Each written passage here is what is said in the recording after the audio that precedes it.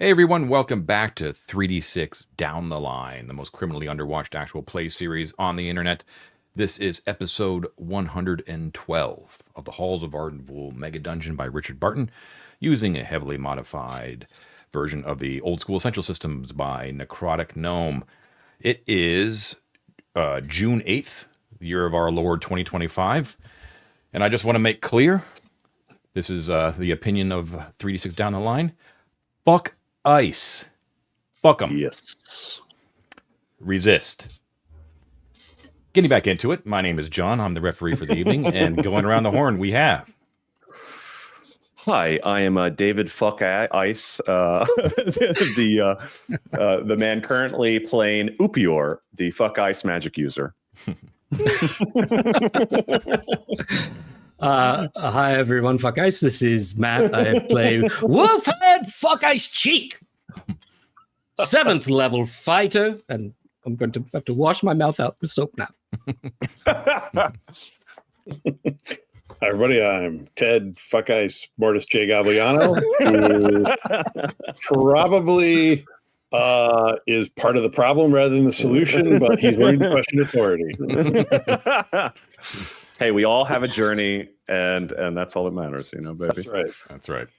We normally have Mike, who'd be playing Lothar, the Priest of Odin, but he is dead to us tonight. Fuck Mike. Fuck No, Mike. Mike. Whoa!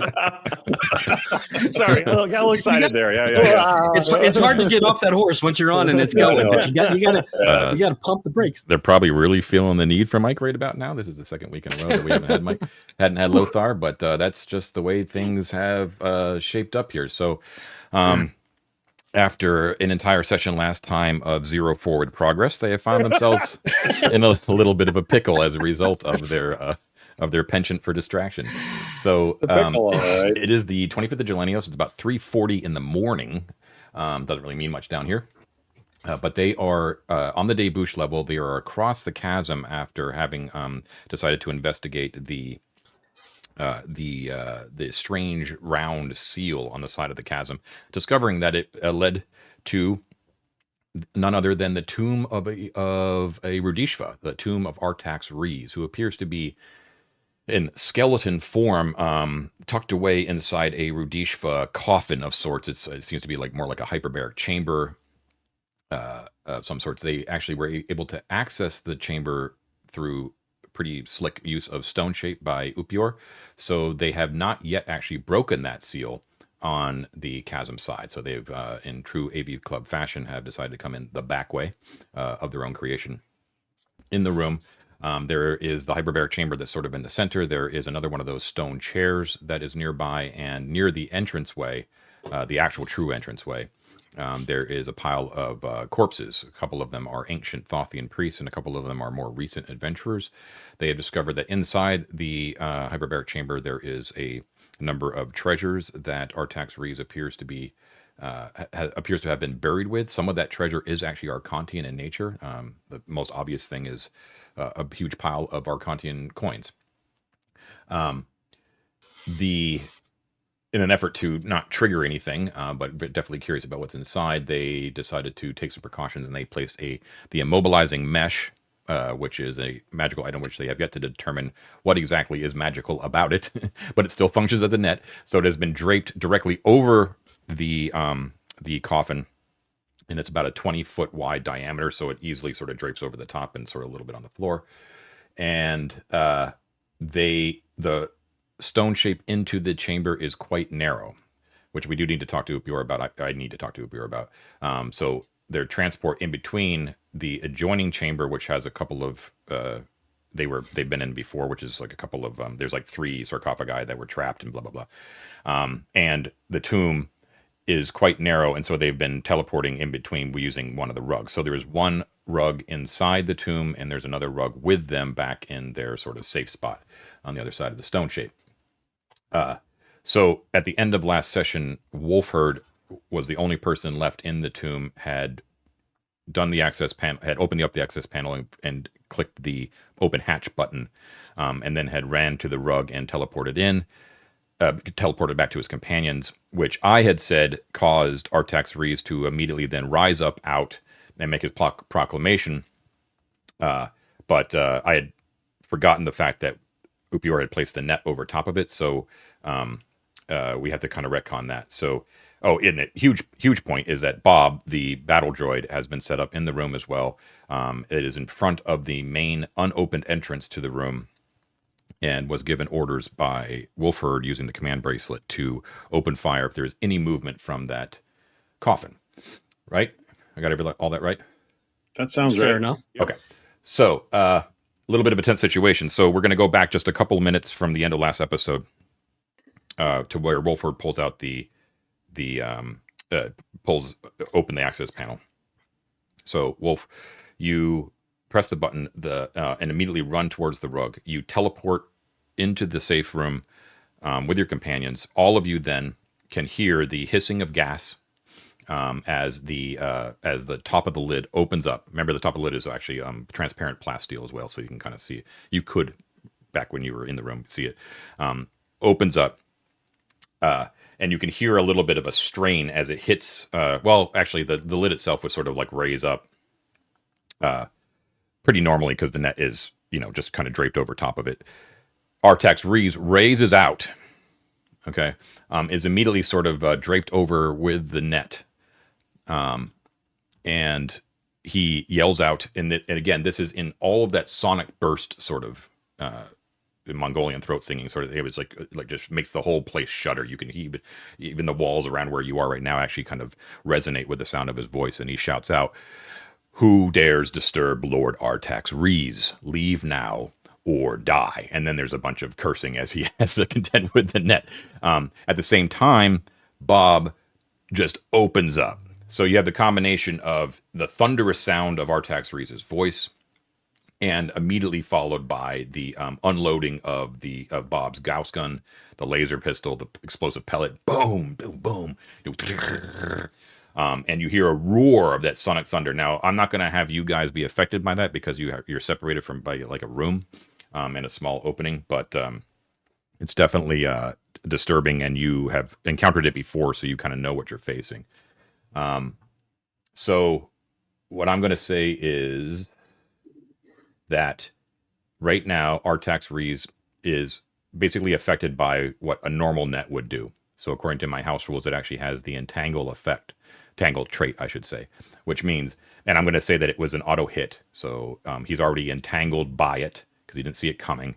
And that allows him to make a save versus paralysis every round to free himself. Okay. Right now, you have a surprise round. Okay. One thing that you can't. So this is why I want to ask about the stone shape. So the stone shape, according to the spell description, gives you 1 cubic foot worth of stone to mold per level. So that would be 7 cubic feet for you, Upior. Correct. I didn't look at it at the time last session, so now I'm just asking you a question. Like you said that it was only like a very narrow opening to shove that rug through. Was that by choice? Because I'm kind of feeling that you have the room there to actually make that quite a wide opening if you wanted it to be. We could.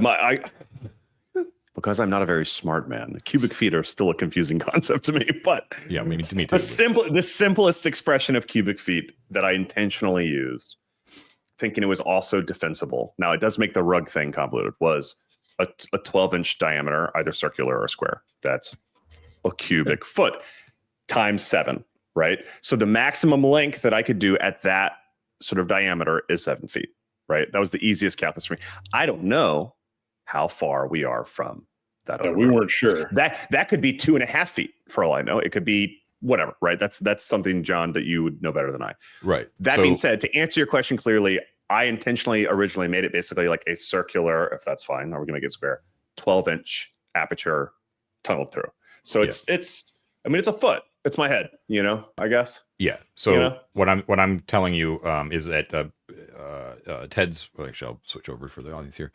Ted, your map is almost perfectly accurate. It's just a little bit wider than you have there, the gap between the two. So it's almost a perfect 10 feet between those points of the two corners of the room.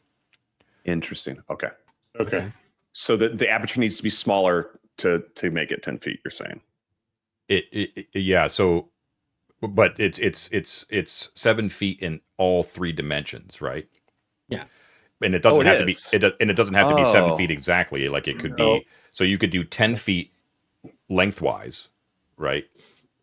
And then you could shorten the amount that it is height and width wise. Is it? Do you see It's what I'm not saying? 7 individual cubic feet. No, it's in one way, shape, or form. You have 7 cubic feet in which to work with, right? Yeah, you can stretch that area out. Right. And Right, it so sounds you've it sounds like we would it sounds like we'd need to, basically. No, if you've got 7 cubic feet and it's a roughly 12-inch diameter, We'd only have that 7. Yeah. then you really I only can go just 7 get a feet, tube yeah. 7 feet Like- long, plus a little bit extra for the corners you didn't do. If you did it square, it would be exactly 7 feet. Like a 3x4 box would be like 7 cubic feet, I think, right? Like if it was No, no, like I don't understand. Cubic feet. Sorry. It means it's Yeah. 7 by 7 by 7. Oh, okay. It's Then I 7 just feet don't in understand. every Yeah. dimension. That's what cubic feet is. Oh, okay. You see So what I'm saying? there you go. I told you I was not a smart man. All right. So if that's the case, then yeah, we would go 10 feet. I don't want to cheese this. It doesn't have to be precisely math. What I'm just saying is that you don't, if you don't want to, you very may want to, for safety's sake, keep it a 12-inch opening, which is fine. You know what I mean? I'm just saying you can have it wide enough that you could, stoop and get through or something like that. You know what I mean? Or have a wider field of could view you, or something. Could you make the hole exactly goblin shaped? Like when the coyote runs through it, Yeah. right? So that only a goblin could pass through it and not Like in a Bugs Bunny Rudishva, for cartoon? example? I think this is the question. Okay, I'm going to say 2 things because we're definitely getting into John's being very kind to his territory or trying to curse his territory. It's never really certain with John. Well, I'm just mean like as far as I your, know. I want to push Very good. forward so that we're not dwelling on the math. So we don't need to be exactly. Just kind of visualize that you can kind of make that opening because it's a small enough distance, pretty much what you want. Gotcha. Up to about your height or so, Okay. I would say. So you Full transparency. Oh, sorry. yeah. Go ahead. I'm just saying, like, if you want to, if for some reason you need more vision to see into the room, if you want like more than one person to get line of sight, for instance, that is possible. You know what I mean? Yeah. Yeah. My primary objective was go as not knowing where exactly. Like we have this map that Mort's made. The other side was to try to maximize length. So I wouldn't be doing a human-sized door. Yeah, I would, but Make it a little wider, man, so more people can see in there. yeah. That seems smart. Yeah, doesn't that mean more of us can get targeted though? Yes, Now that's this is getting the nuts. downside. Yeah, like That's if you the make thing. it wider, I- that means that he can get through. If he hasn't been blown apart by bullets right now. I think we should keep it thin. And accept that, like, I mean, I don't know. Let's do a vote because I don't want to make a decision for you guys. Would you rather more of us be able to be targeted by him and him potentially get through, or only one of us to be able to target him at a time? And therefore, like, we have to be specific with our order, right? How we want to do shit. I'd say make it so that 2 people can see it at a time. Okay, So, so maybe just like a little bit wider, but not large enough for somebody to go through. Okay, I'm fine with that. I don't know Yeah, what that would be. that's Yeah. I don't know what that would be, but yeah, whatever. I don't think a Rhodesian could squeeze through, but that 2 of us could stick our heads and look through, I guess. Yeah, Or like, that's fine. If you can't, if you're deeming it like you can't get through, then it can't get through either. Bob Yes, also yeah, can't that's- get through, right? The whole thing. Yes, But you correct, would have correct. 2 people would have line of sight, yes, and be Sight. targets. right? Yeah. Yeah. If Okay. that makes sense. Yeah. Okay. Cool. All right. So that's the actual width then of the stone shape. Okay. So I know that Upior is looking through. Is there who else is looking through the hole? Only 2 people can at a time. Mort. So he can possibly use the Rhodesian palm, right? Isn't that our plan? Okay. what we so, talked about. That's what we talked about. So Mort and Upior, as you look through and you hear this cacophony and you're kind of looking with dread at the thing, and you could see past the risen up form of Artax Rees, who is sort of raised up like a mummy, like halfway, up in his chamber, and he's like remember too that you're not viewing an actual rudishva, you're viewing like some sort of undead creation of some sort, right? Like very similar to the ones that were sitting in those chairs before. So it's like withered arms are sort of clawing at the net that's sort of surrounding it as it's trying to yank it off. Past that, you see Bob. It's just like, and it's basically just like bouncing off and ricocheting off the wall, like as it gets close to Artax. And it's obviously aware of what's what's attacking it, but it's struggling mostly with just trying to get free right now, and it's like raw. And just remember that the sonic blast is massive too. No evidence of it working on him. The bullets and gauze. No, that's what I'm saying. They all seem to be bouncing off. Yeah. There's also he let loose with one of the explosive pellets too. So that's exploded in the room, basically obliterating the corpses. And pieces of that stone chair have also like basically fly apart. It's not completely destroyed, but it's pretty fucked up. That's good to know. Okay. Can we?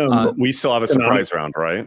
I'm just asking. Yes, you do have a surprise round. This is go ahead, Ted. Sorry. Can we canonically establish that the sound of Bob fully letting loose sounds like an A10 warthog? That's good.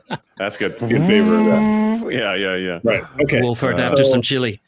So if it's also scoring up the hyperbaric chamber too, so that after there's a massive amount of just gunfire unleashed on it, that coffin is basically not usable. It's just fucked. Great. Okay. All right. So he's struggling with the net.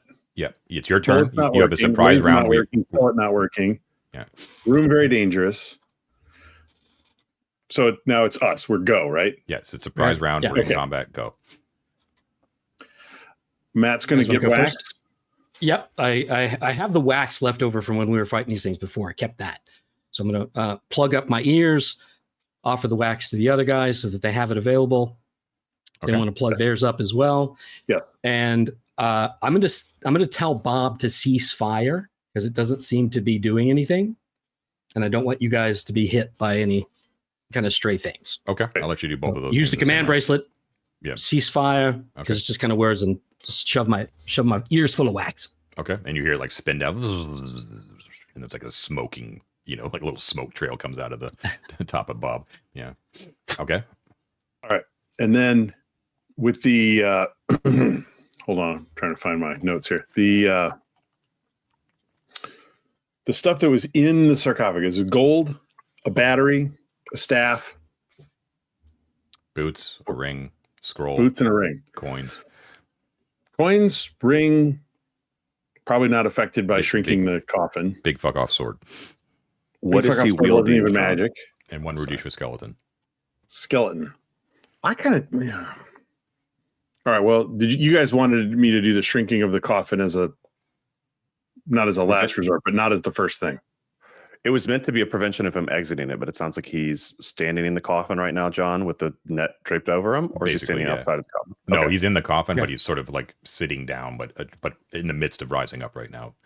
So he's like a bathtub. He's like in a bathtub. In the bathtub. It might still be effective if you wanted to try it, Ted. I would put it that way. One question though, John, do we see him holding the staff or the sword or anything in his hand? Yeah. Like wielding something? Well, he would have, I guess, yeah, that's a good point. I guess he would have risen with the sword because he was clasping it, right, in his chamber. But the moment that he tried to rise up and he made his proclamation, he would have detected the net around him. So I think he probably would have dropped it. So I think the sword is probably in the coffin. So the sword and the staff are in the coffin, Ted. Yeah. I'd say do what you want to do, but yeah. Okay, go for it. I'm gonna point the rudishva palm at the coffin and see what works. Okay, so it has like a little thumb button that you kind of hold forth, and I believe your palm has an azure beam. Yeah, that sounds right. Out of the third eye, so you kind of hold it forth like a back scratcher, and a little beam goes through your stone shape. And let's see. And it's on the coffin thing, right? Yeah, you're shrinking the coffin, that's what you're not the rudishva, right? Right. Because if we have a tiny pissed off Artax, he'll come through the hole and kill us. Right. Okay. Is our assumption. Okay. So Bob spins down. You hold forth the palm and you shoot it at the hyperbaric chamber. The chamber. So there is, unlike the spell reduce, it doesn't do that. It's not a duplication of that spell. It has a very specific effect, which it reduces anything it hits to exactly 3 inches.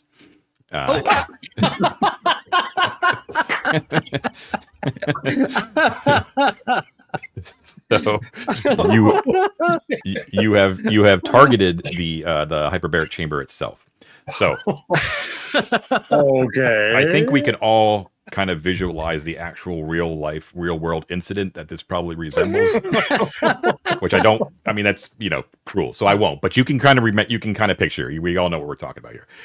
So it immediately it shrinks to 3 inches. A lot of things happen when that happens. First of all, You don't say. yeah, first thing you notice is the sound. The sound immediately changes from the sonic thunder of Artax Rees bellowing to a massive explosion of numerous different sounds. The one thing that you hear most is like crushed, is a bone cracking, just like a shattering of bone, and then immediately followed by tinkling of coin everywhere. That's the first thing you kind of hear, and then you can see the results of your action is that the coffin is basically gone. Like, you can't even see it really. Artax Rees explodes, pulverized immediately, completely, and just shatters everywhere. His sword is part of that implosion, right? You can't even tell like what was the sword at one point. The coins go flying everywhere. Shrapnel from the bones and the sword go flying everywhere. I'm going to have Bob make a saving throw. So Bob, does anyone have Bob's stats open? I have them if you need them. I don't have them open. Okay, so I need one person roll me a save versus breath weapon, which for Bob is going to be an 8 or higher. 8. Okay. Come on, Bob. It is an 8. Oh, he just made it. Okay, so he is going to take half damage, but he's going to take some damage. Go, Bob. Let's see. 9. He would have taken 12, so he's going to take 6 points of damage. He has 55 hit points right now, minus 6. Okay, as he's like pelted with shrapnel. The items inside, everything that was mundane except for the coins, which have basically scattered to the 4 winds, also have to make saving throws. Because I knew this was going to be part of your plan, I have those numbers ready. So you guys can make these saving throws if you like. So let's start off with the boots that he was wearing. These have the easiest saving throw because if anyone wants to know, I'm using the AD&D First Edition / Osric item saving throw charts modified for magic, which gives them bonuses. So this is versus a crushing blow. So this is the boots have the easiest of it because they're soft. So they need a 2 or higher. I rolled a 13. Okay. The staff, which is wood but magical, requires an 8 or higher. Want me to roll that to you guys, or I'll roll it. Why not? yeah, David, roll it. I'll take it. I got a nat 20, baby. Nice. Yeah. Staff is still available. The ring he was wearing, it needs a 4 or higher because it is made out of a precious metal. I got this one. I got a 5. Ooh, I didn't want to brag. I didn't want to like showboat or anything. So just the scroll. A gentleman's 5. You're getting very lucky right now. Scroll. The scroll is a 9 or higher. Yeah, and I rolled a 1. Oh, okay. So the scrolls unfortunately go away. Scroll of succeed at winning Arden Vul, unfortunately destroyed. Yeah. The shrapnel also rips through the bodies as well. So I mean, between the sonic thunder of the voice, the unloading by Bob, and then this ensuing explosion, those corpses are just basically mincemeat. The seal on the other side of the door appears it's scored. It definitely got damaged and everything like that, but it has not destroyed that seal. That door still seems to be in place. So that's it. Oh, then the stone chair is like gone. It's just like obliterated. Just okay. Sorry, someone just rang my doorbell. I'll be back in 1.5 seconds. Sure. Hope it's not ice. Few seconds. That would be fast. A few seconds later, Wilford just says, "Did it work?" I think what so. happened? What? I think so, man. Wow. I didn't realize the 3 inches thing was wow.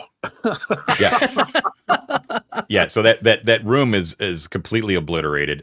It sort of scattered to the 4 winds. So it's littered with coins. Don't forget too that when you're shining your continual light through there, it's pinging off of those little gold insets that were in each one of the lapis tiles. Do you remember? So it's kind of a Yeah, funny yeah, looking yeah. room. So it's pretty brightly lit because I will say that your continual light is kind of penetrating into the room. But then it's also that light is then basically reflecting off like a carpet of coins, right? Yeah. Copper and gold, ancient Arcantian coins. And they're in random spots in the room. There are those surviving magical items. And then there's just tiny little beat up hyperbaric chamber sitting right in the center. with half of a Rudishvan mummy inside. Yeah. What about his upper half, John? Is he like all exploded in bits? He's all exploded. Yeah, it's all fucked. Yeah, he's gone. Okay. No Okay. remnants. And the greater power supply is also part of the hyperbaric chamber, so that's also gone. Oh, it's screwed. Okay. I hesitate to ask what happened to the net. The net. Oh, that's a good question. Actually, I guess that should probably. No, that was true. draped. That was draped over. Yeah, it wasn't So in the. yeah, so it survives. It would have just been kind of Okay. blown aside, but it wasn't part of the implosion. So yeah. So we should be able Okay. to go back in and clean up Gather and get the- what we want. Yeah. Well, here's what I'm thinking. Like we should just go in and pick up the items, but we don't have a place to put the coins. No, it's Right. true. So we need to get the other rug back over to the debouchement and get the coins over there. And you know what? Why we haven't really talked about it, but once we get it there, why don't we just kind of like leave it there? Because we kind of told the Goblin King last time we don't have time to see you. We have to do this funeral for Elizabeth and stuff. But we get the coins back there. Maybe we just give a lot of those as once we get back to the safe haven, give a lot of those over to him to help in his war effort or whatever. Because we don't have we can't get to our stash right now. I mean, we could just keep the coins there until we get back to the spaceship stuff. What do you guys want to do? At this point, the important part is creating the fuel. So we've got to go get.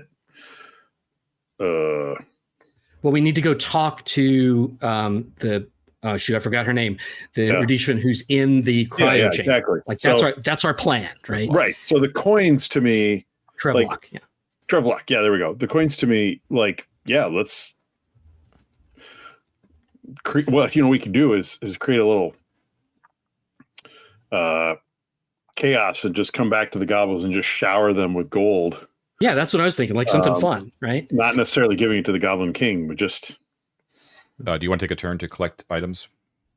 Yeah. We'll Yes. go back Get back Bob in out, carefully. get the items. Yeah.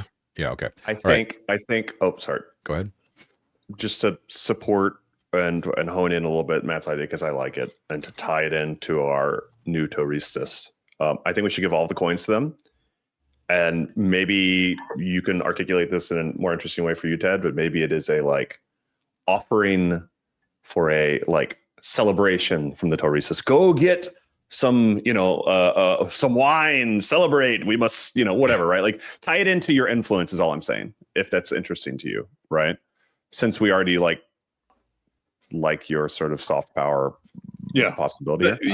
Basically that's what I meant by showering the goblins with it. Yeah. All I'm saying is not specify. literally, You don't have to specify, but if it's interesting to you, I'm just specifying that it relates also to your stature. You know what I mean? Yeah. I don't know. Okay. Rather than Also, me giving it to them. Yeah, and just in terms of quantity, John, I don't remember the quantity of coins. Are there few enough to fit in Laryl's stack, or do we need to use the rug to transport all of them out? So that's what I was asking. If you want to take a turn to collect, because I'll give you the count. But Okay. you are doing that, correct?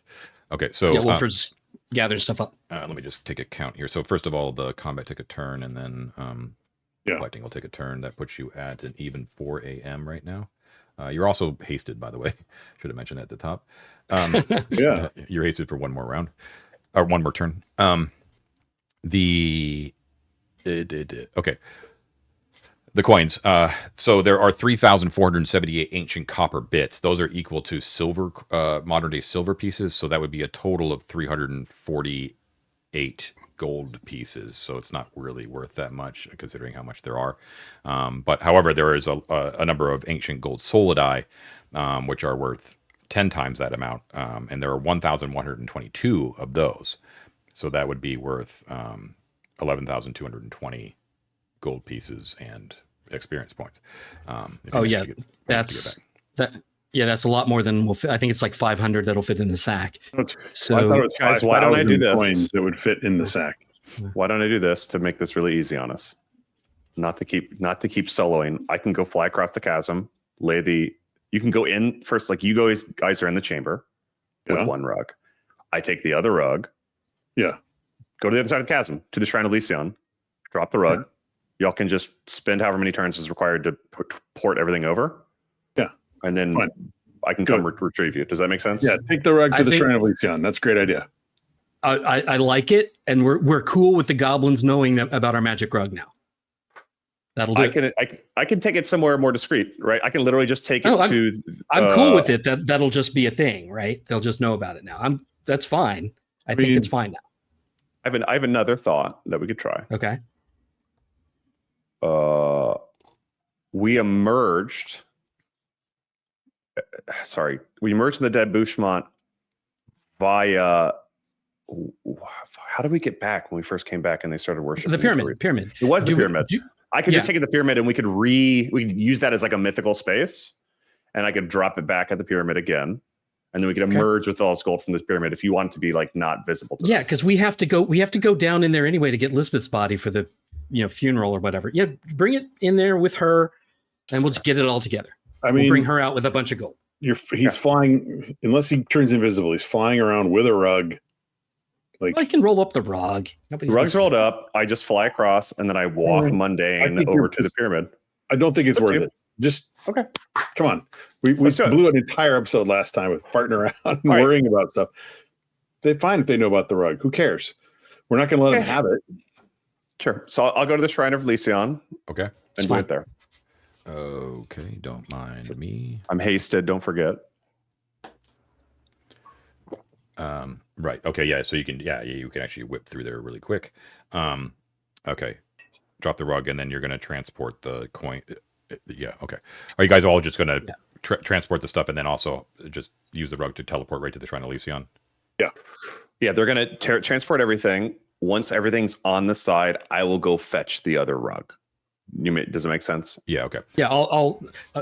I can't do it. Yeah. So I'll just make sure that the rug is attached to strings or whatever going through the hole so you can yank it. Okay. Precisely. That's fine. Okay. So you have 1,122 gold solidi.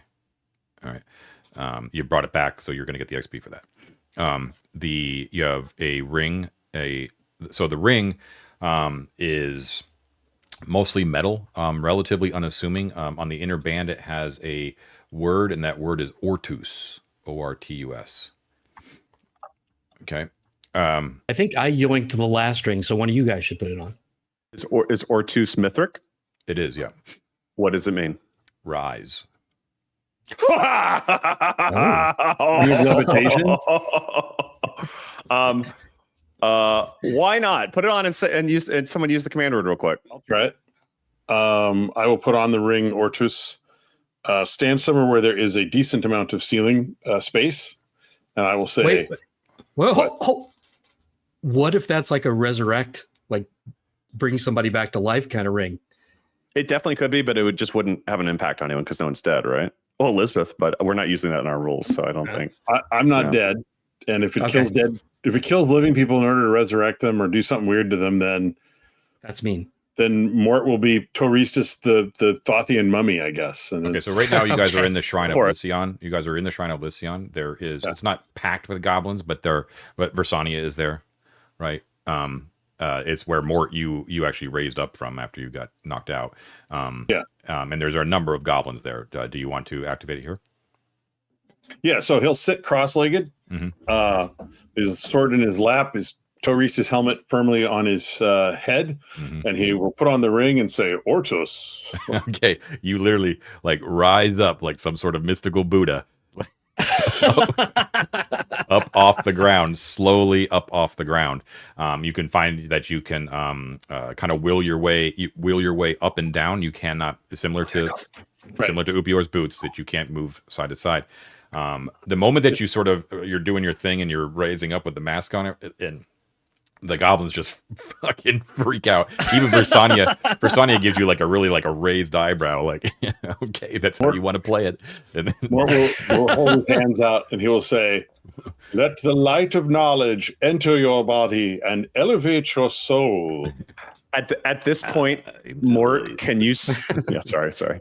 At this point, Mort, can you start spilling some of those coins out of your various pockets and orifices? oh, they completely forget about the fact that Mort is defying physics, and they immediately leap all over that gold. They are very happy about that.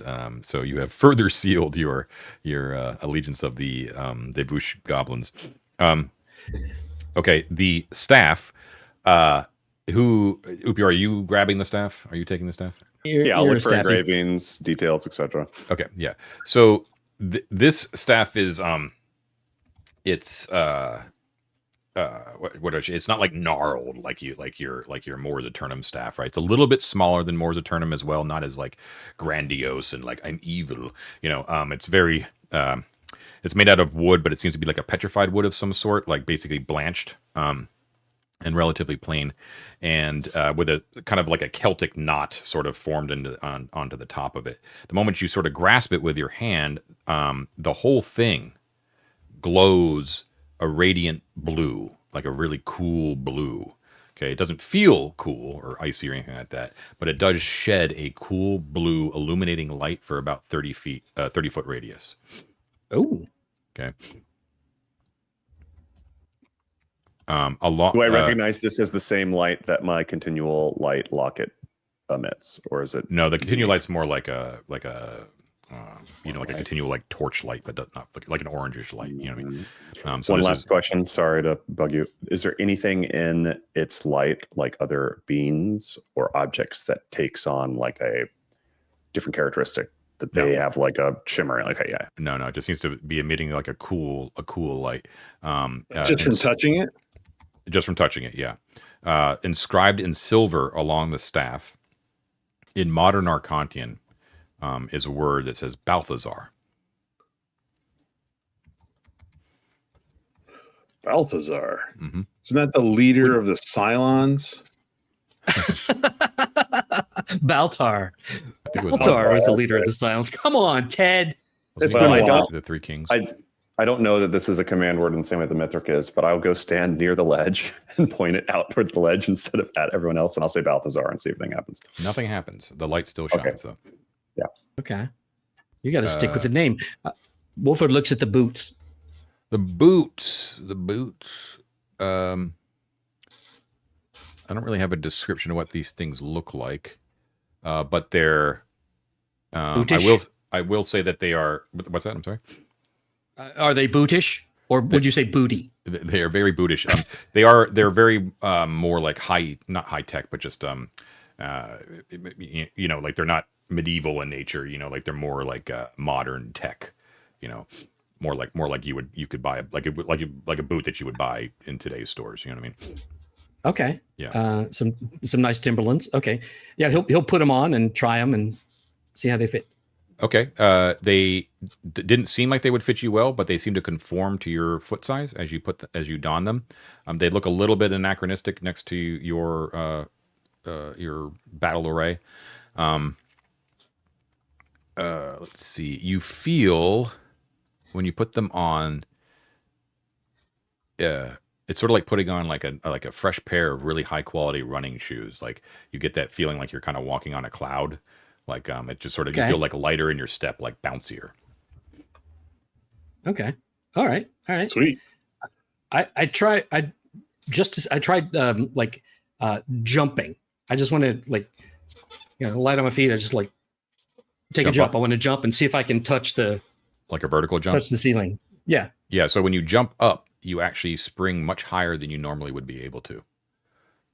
Sweet. You actually jump up. You jump up 15 feet. Boing. Oh, cool. Nice. John, you want to give me a page number for this stuff? Yeah. All of this stuff is on page 173. Okay, thank you. So that's staff, boots, ring, scrolls are gone. That's all the magic items, right? I think so. I think we Got it. Oh yeah, that's it. That's super cool. And we have a tiny Amazing. little hyperbaric chamber too. Yep. And you also pulled a potion of healing off one of the corpses last session. Don't forget. Mhm. Oh yeah. Yeah, Wolford's holding that. I see it on his sheet. Okay, so you are now in the Shrine of Lycion. The goblins are worshiping Mort. And you were No, showering they should them be with, worshiping thought. I'm trying to make that clear that the light of knowledge comes from thought. yeah, but you're like his prophet That's true. to them. So how many coins do you actually shower? Because that has to be subtracted from the total.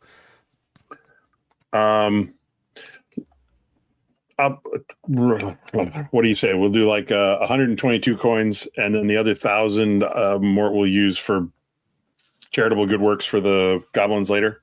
Why don't we just give them all to them? We still get the XP for the coins by forking them over, right? Yes. Let's just give it all to. We don't need the money, and the bookkeeping isn't worth our time, right? It's up to you. I'm Look at concerned look at about the pain. economic impact of throwing a few dozen goblins 11,000 pieces of gold. And You mean your allies and prostrate worshippers? I mean, the untutored, unlettered ignoramuses before me who are willing to believe that I'm some kind of prophet are probably not likely to go do good works with 11,000 pieces of gold. Can I works put can forth be good works. May I put forth this? We just piled all of these into this room, and we're not sticking around. So I don't think that's fair. really going to be up to you, Ted. We could ask them, please don't ruin the economy, goblins. But I don't think. Well, I mean, they might listen. Versania is here, of course. This is the Shrine of Lycion I'm in. Mm-hmm. This is true. Let's make a chunk of it a donation to the Lycion. So that Te Deums will be sung for the name of Avaricios for eternity. Aw. And that funeral services will be done for Elizabeth and other members of the AV Club whose bodies are rotting in various places. and the rest we'll give to the goblins. How's that sound? I think that's a good idea. I also have another thought. God, one more thing. Remind me, Versania, which is the true name of I forgot her old name. Lyta is overseeing the shrine, but I can't remember Lyta's class. Is Lyta a cleric or a druid? She's an acolyte. Okay, just a little sprinkle of flavor on this.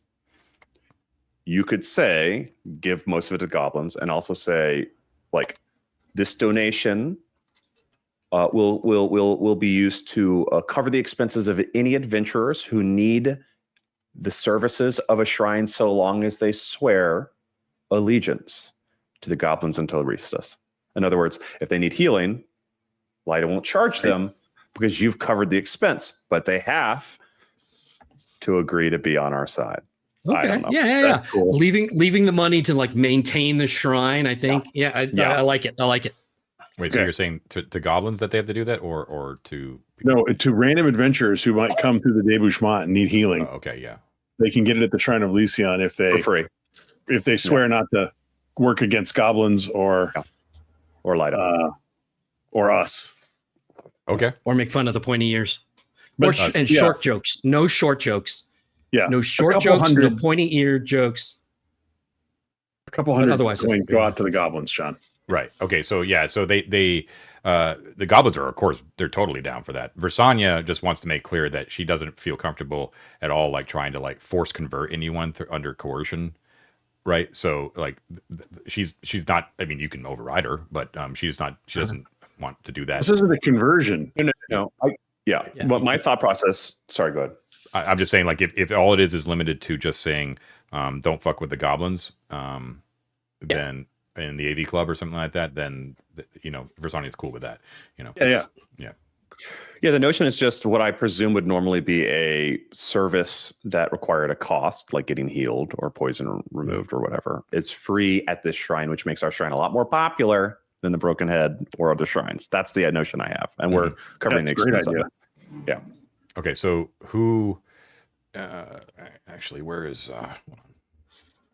I got to bring up. Carcass crawler here. I've got it up too. Okay, can you can you find the acolyte then, and tell me what healing power she has? She might not have any yet. Okay, so if that's the case, yeah. how are you going to be able to deliver on this promise of free healing? Healing from second level, an acolyte has the power to heal by touch.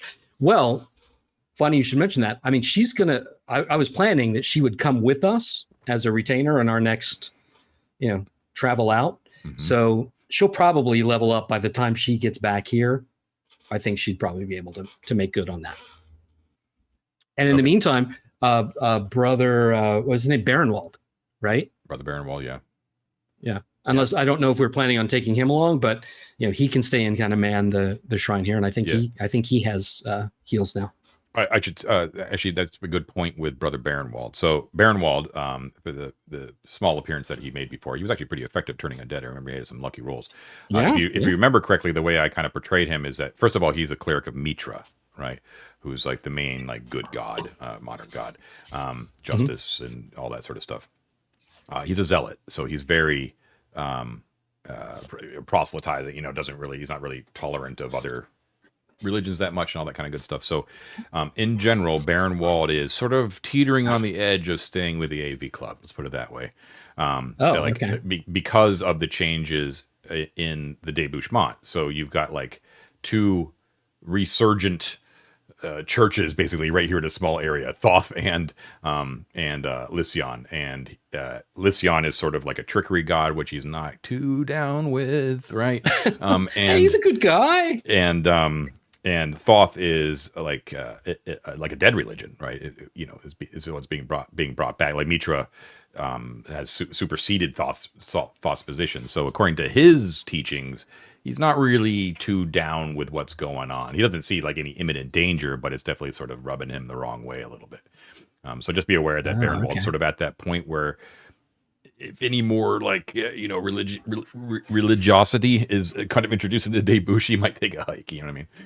Okay. Well, hey man, if he's not cool with other religions, he might not be cool with the AV club. We may have to have a little chat with him in HR.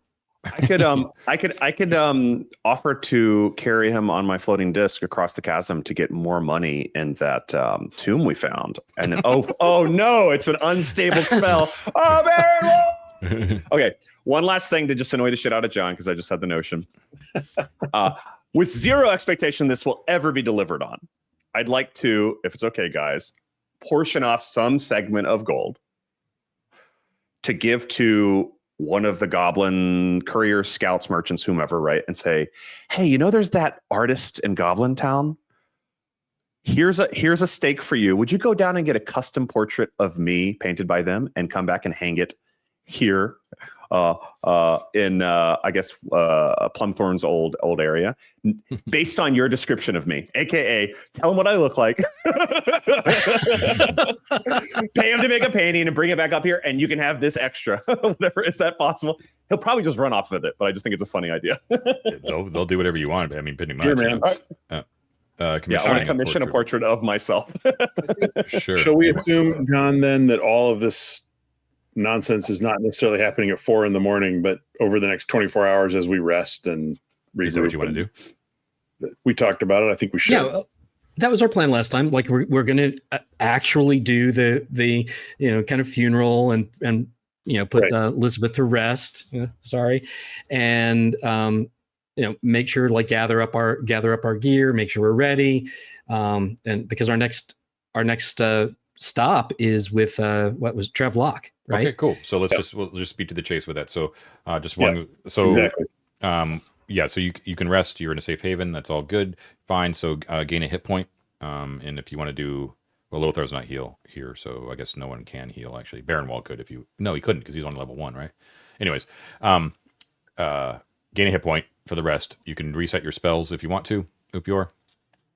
As far as the funeral goes, which god's auspices are you doing the funeral under? We don't actually have anyone who is an ordained anything of Thoth.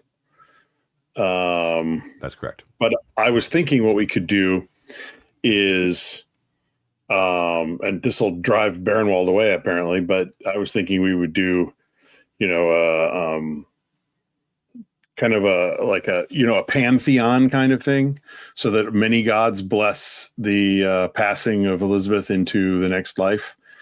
A non-denominational kind of thing. I mean, she was, she was kind of a hippie. multi-denominational. All the gods are here. Well, Baronwald would be happy with that as long as he can say a few words as well. Yeah.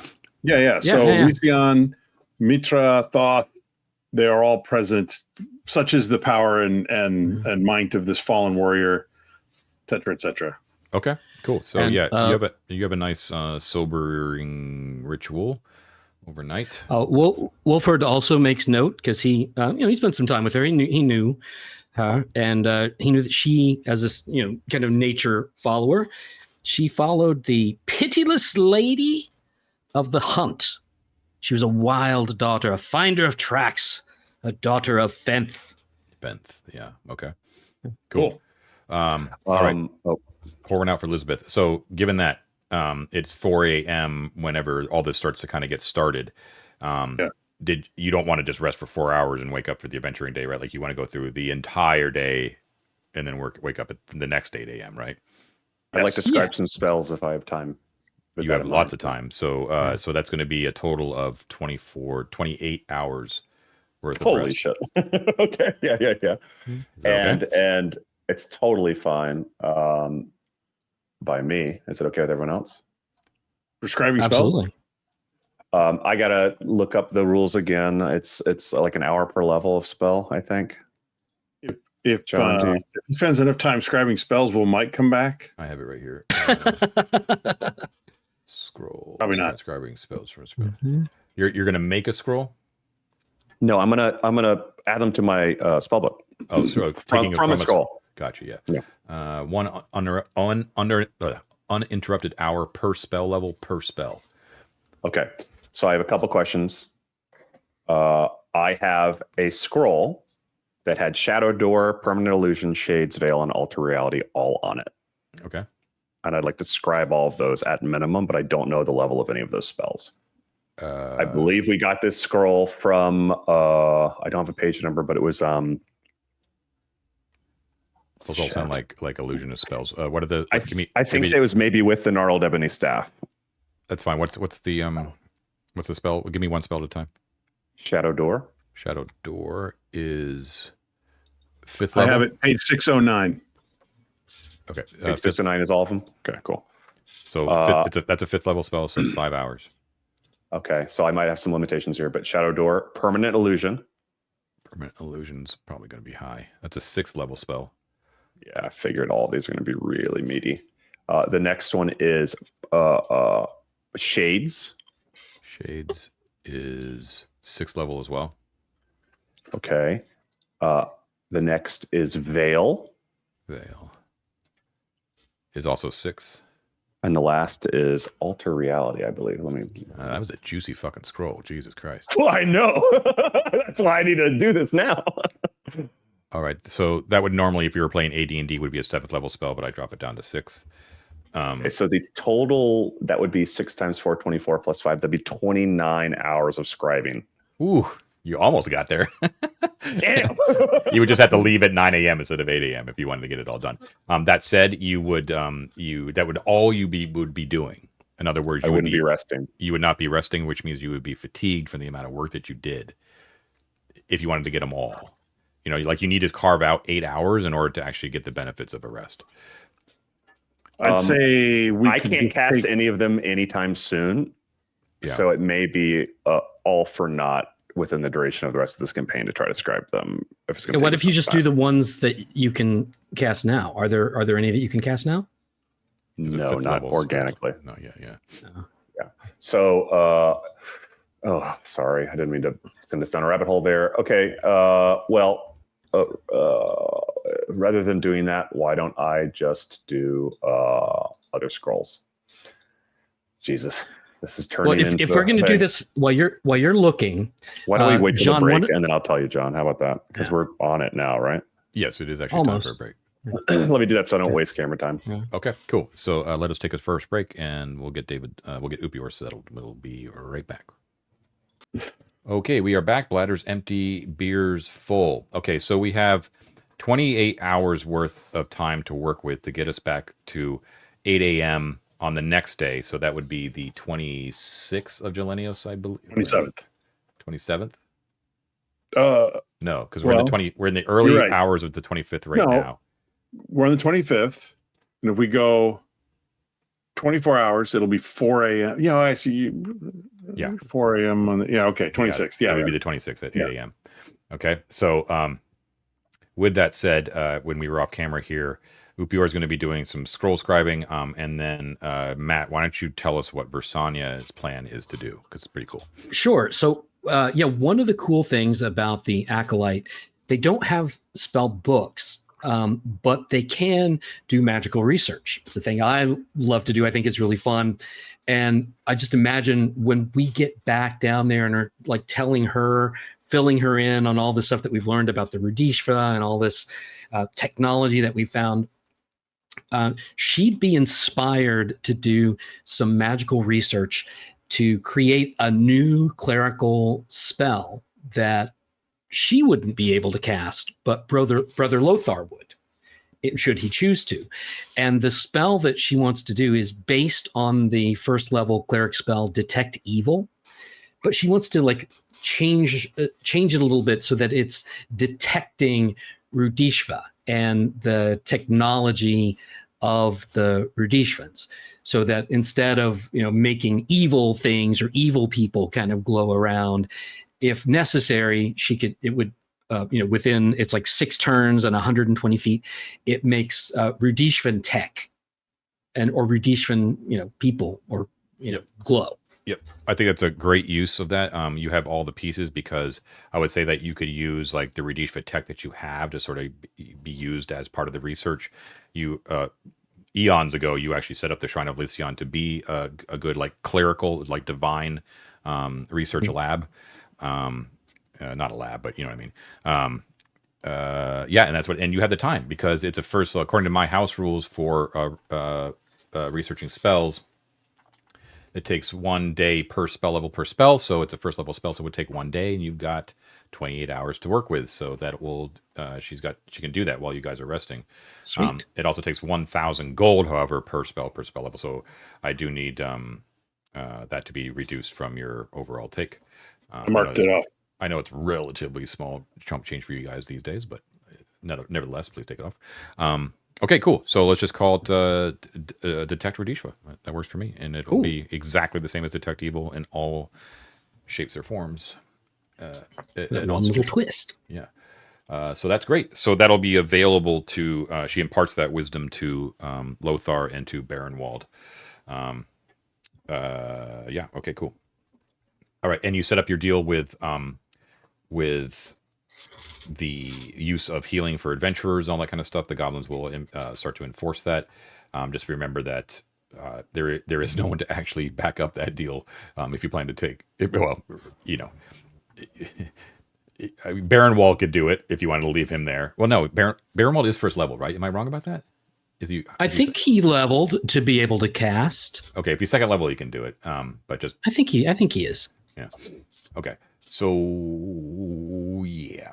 Okay, and then Upior, what did you decide to transcribe?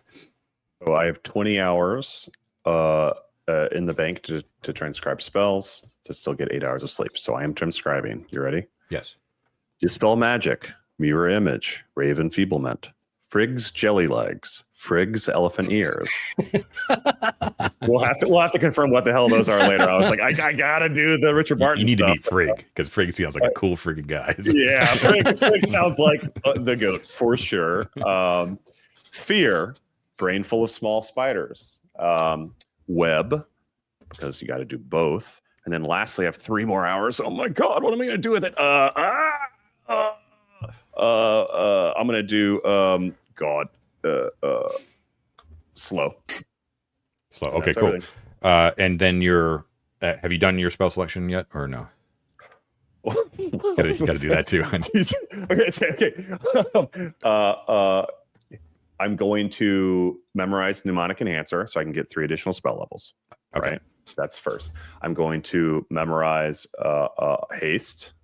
Don't forget obvious reasons. Don't forget about the new spells that you just transcribed. I know that. Oh my god.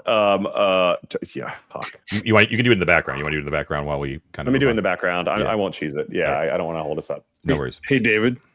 You know what's great about being a goblin? No What? spell lists. I know. This is a lot. I'm not gonna lie. I mean, I feel lucky, but it's a lot.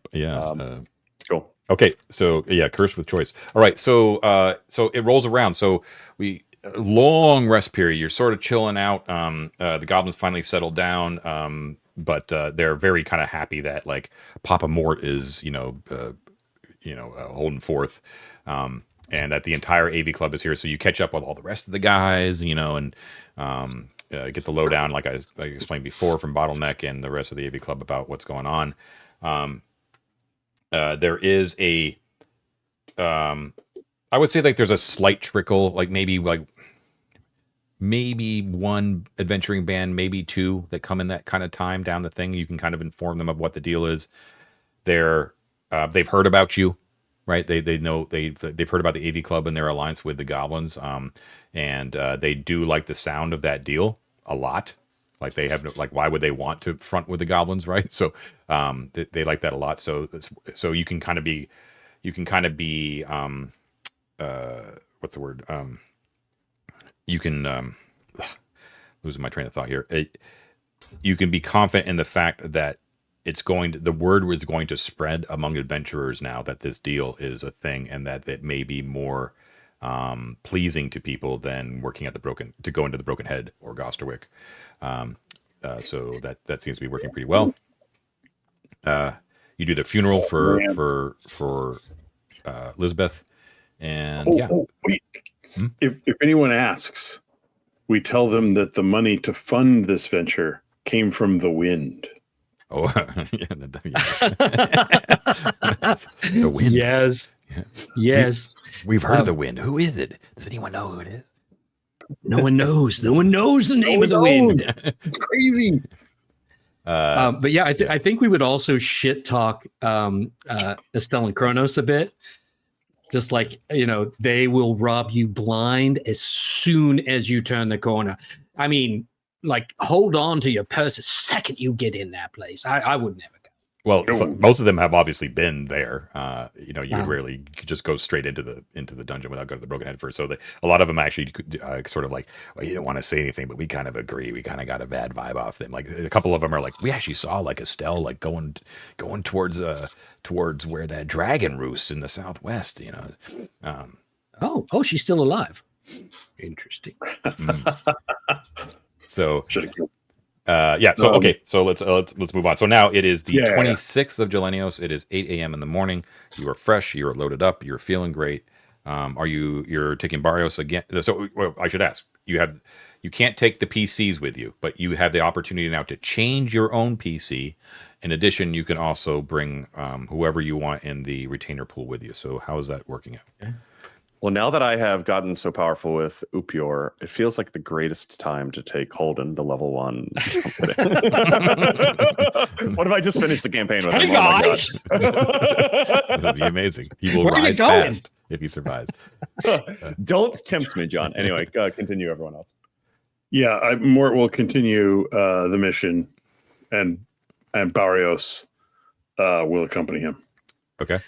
And Wolford is going to ask Visanya if she will accompany them. Give her a chance to see some of these amazing things that we've come across in the dungeon. She get a little experience under your belt. She is your retainer, so she is more than willing to do that. She would be happy to venture forth. She's getting a little cooped up here, she says. And I'm going to go talk to Sam. Hey. Hey, Sam. Been a while. Sam, how you been? She just gives you like a wry smile, you know what I mean? You got sets Bane, right? That's what her weapon is, right? Yeah. And her red armor. She's like, as long as the money keeps flowing, I'm here. I know what you mean, baby. You taking Sam? Or are you just checking in with Bring Sam. You are? Okay. No, I'm bringing Sam with us. Yeah. Okay, so Sam, Visanya, and Barrios. We now have 3 Retainers. Okay. What is the plan? Venture forth. Tell me where we're going. All right. So Sure, lock. the plan that we completely, well, I won't say we ignored it because it was very much there the whole time last week.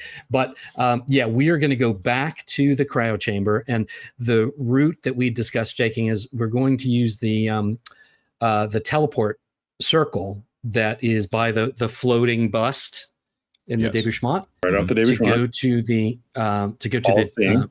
Hall of Seeing, Hall of Visions. I always get it mixed up. Seeing, yeah. Yeah, and from there we will make sure that we have Thoth holy symbols and enough twine to traverse the statues that will guard the secret entrance that will take us where we need to go. Okay. All right. I think we can probably skip through most of that, I believe. Do you want to move at fast speed since these are all familiar territory, familiar places to you? They're not so. safe haven, but they are familiar to you. Yeah. We could move, I think, at fast speed until we get to the other side of the statues, and there's still that corridor that might be Hecate. Something dug it. Once we pass through the statue, we should slow down. Okay, I'm fine with that. Okay. Matt is pointing a finger at me. I don't know why. I'm like, you're not going down that hole, are you, Ted? No, but something might come out of it. Oh, okay. I see what you. Yeah.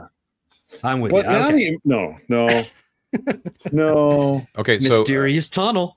that teleport circle in the débouche on the eastern side there, as you pointed out, has that weird floating head that very much looks like it's Priscus Pulcher of some sort, and it's just sort of floating above that sort of. Although I guess the trash probably would have been swept up, but it's still just sort of floating there. You haven't really tried to interact with that in any sort of way, but you've got business to attend to, so you break out your tiles, insert them, transport to Plunger Town via the teleport circle rather than the plunger, and transport yourself to the Hall of Seeing. Let me get in there. So that's instantaneous, and then let's see. Moving fast, you said, right? Yeah, through the hallways there. We'll go down the Yeah. stairs. Yep. Okay. So there's no. Yeah. So you move eastward. You're going to deploy your usual tactics of doing one at a time with the symbols of Thoth. Yeah, we actually have 3 on hand now because there were a couple that we picked up along the way.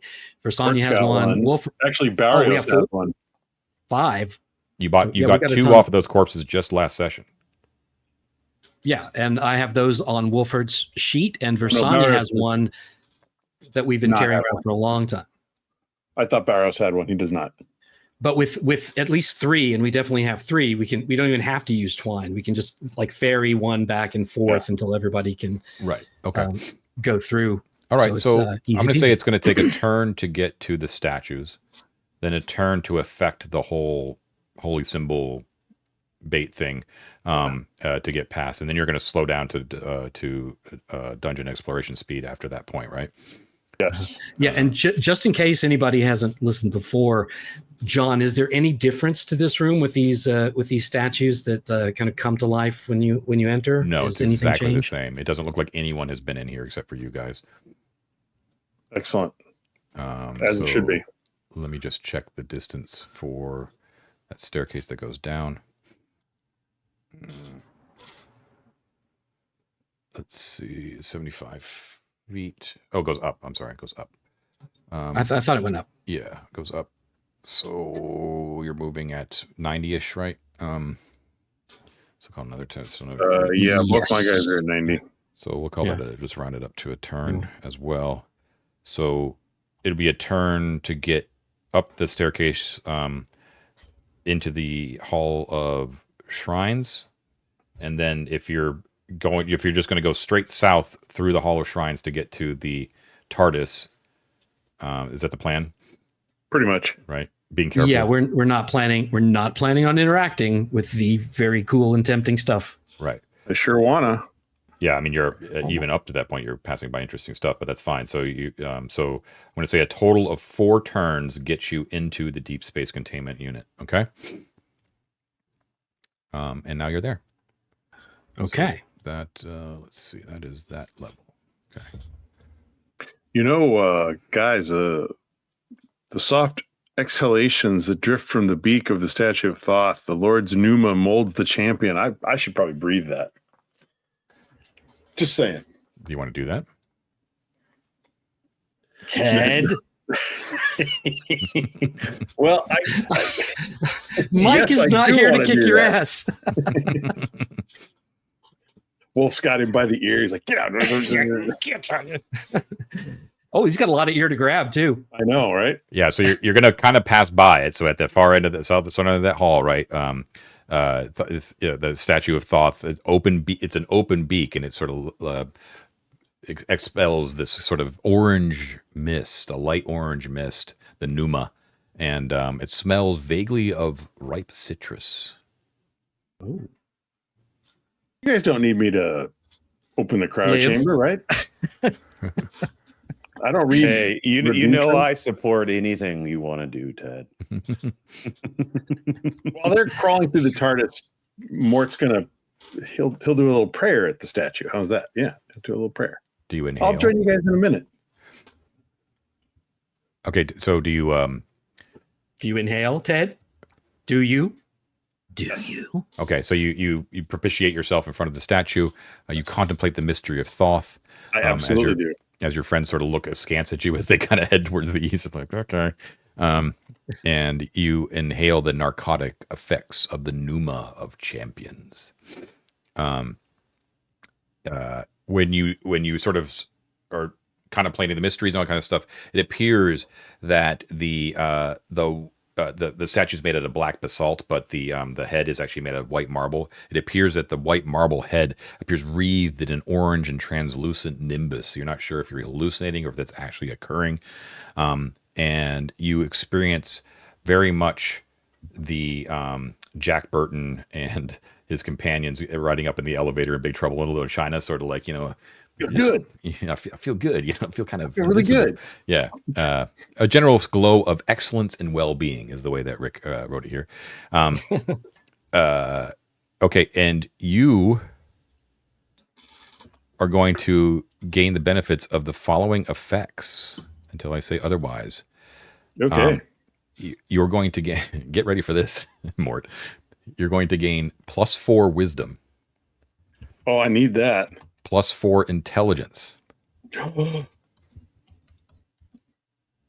But because your mind is so addled with a pneuma, you are -4 strength Ooh. and That's -4 con. Oh. That's less cool. For con. Oh, speaking of con, John, with that time that's passed, are we still feeling the effects from that fountain that we drank out of that was over by the God phone? I remember Yes. Mort had a wisdom hit, right? I took a wisdom I hit think- at the God phone, yeah.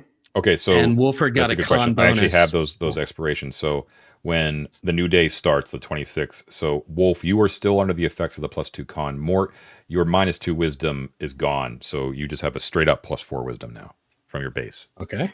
Okay. Nice. So that pretty much almost makes Mort now like entirely average. -4 strength, +4 wisdom. Just yep. Okay. So don't forget that if your con, which likely does put you into negatives, that you're going to lose, probably lose a couple hit points to your max. Yeah, I definitely lose Okay. hit points. The other thing that happens is much more of a vague thing, but you have what's called openness to Thoth. Okay. Which basically means that while you're under the effects, so basically as long as it lasts, you're more attuned to Thoth's presence. Oh. All right. So any sort of attempt to contact Thoth will have a higher chance of like having like either a more positive answer, a more clear answer. And I'm going to throw in as well, because you are also the Toristus as well, that openness also allows you to access 1 first level cleric spell, Ooh.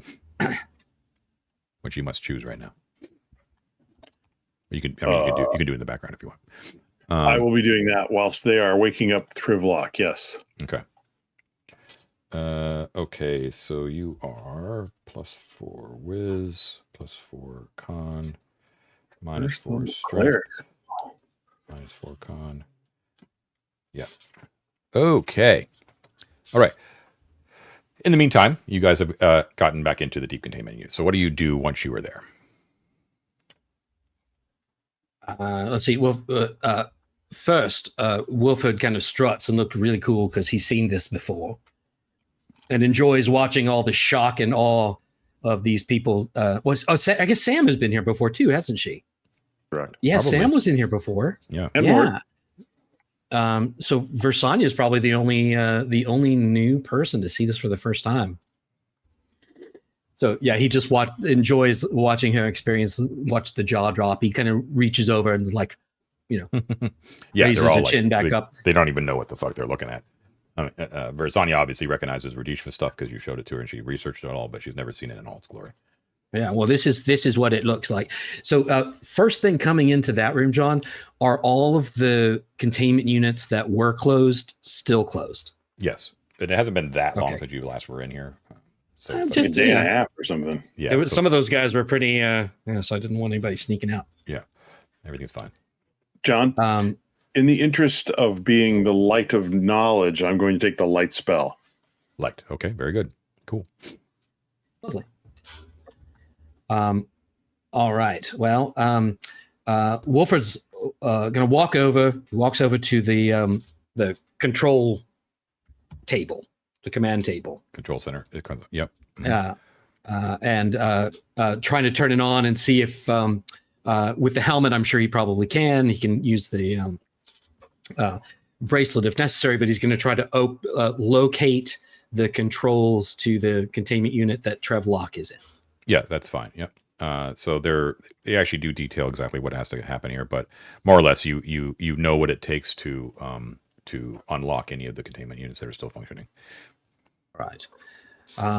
Okay. Now, before we just open this up, does everybody want to take position? I would suggest trying to not look threatening because we're not trying to start a fight with this person. We want to talk to them. I agree. I do. Go ahead. Sorry. Can he teach them how to pronounce the Rudishan word for peace? Teach you with the rest of the party? Yeah, with the helmet, it's tricky for me. Would he know enough to No. phonetically teach everybody how to say? No, because it's a magical translation. So you don't you don't actually know what the rudishva actually sounds like because everything to you is sounding like modern Arcontian. Do you know what I mean? Okay. Yeah. Okay. Ask Aklacha. She could teach us how to say it. Oh, that's right. Okay. Yeah, she could do it. So boop boop boop. We call up Aklacha. Hello, Aklacha. How it's Wolford. How are you doing? Everything's just fine here in the hangar bay. Oh, that's really good to hear. It's nice to hear your voice. So we're in the cryo unit, and we're about to wake up Trevlock.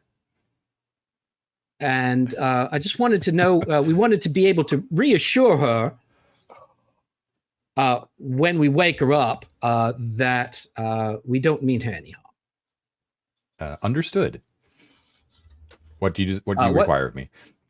How do we say so that we can all say it? We come in peace. We're friends.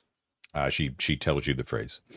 Clara Okay. Barada Niktu. Yeah, exactly. Oh, that's probably right. Fatu barata. All right. We'll call you later. Let you know how it goes. Love you. Bye. Good luck. Click. Okay. You guys Okay. are screwed. Okay. So when everybody's kind of, I don't know what kind of positioning you guys want to take, but Versanya would stand kind of way back. Which one is she in? I can't remember. It could be in any one of the ones that are whole. I don't. It's not really. Doesn't really matter. Okay. Yeah. She's just going to stand closer to the exit just in case. Okay. And Wolford had given her the that Knight of the Azure shield armor to wear, so she's well protected. Okay. She's going to back up, but yeah, he'll be close because he's the one that can hear and understand what she says when she wakes up. Okay. And what do you do? Well, I got some stuff before we wake her up. Okay. Can we discern if it's possible to essentially wake her from sleep without opening the door, John? So yes, you could. The instructions are very clear as sort of what happens. So you're going to. The answer to that is no. You're going to select one of the units on the touch screen. Okay, so Trivlox. You're going to remove the control card that's there from that specific unit slot. Like there's a slot for each one of the units. Okay, and then you're going to open the plasglass front panel of the unit by pressing another button on the console. And it's basically there's like a single button thing that basically is going to pop open the thing, and then the occupant will be released. Okay.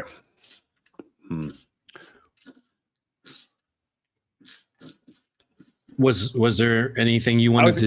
Yeah, I was going to cast Hold Portal on the door so that we could engage the process to wake her up from cryo without her having a mechanical ability to exit the thing. And then once we had spoken to her, I was going to cast Dispel Magic on Hold Portal to remove it. The idea being that, like, yeah, but it sounds like for the cryo juice to expunge at all requires the door to be opening. So that's not a relevant strategy. That's pretty much it. Yeah. Correct. That makes sense. So in the absence of that, I don't have. I mean, I will stand out of behind, or I don't know. I'll stand to the side with Sam next to me, I suppose. I will cast haste on us again, I think. Okay.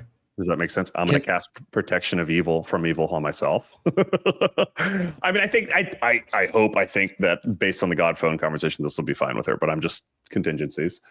And I'm going to be at the ready to cast another spell, basically. What did you? I'm sorry. What did you cast haste and what else? Protection from evil. Oh, is it the 10-foot one or just on yourself? On myself. And that lasts for 6 turns. 6 turns. Yeah. So 6 turns of protection. Got it. 3 turns of haste. Got it. And then lastly, this is so much. I'm gonna trigger the shield ring. So I'm shield, PoE, and sorry, go ahead. Got it. Yeah. Hey, David, do you have the that golden net, or maybe you could give it to Sam to be ready to? That's a great idea. I'll give the immobilizing mesh to Sam. Okay.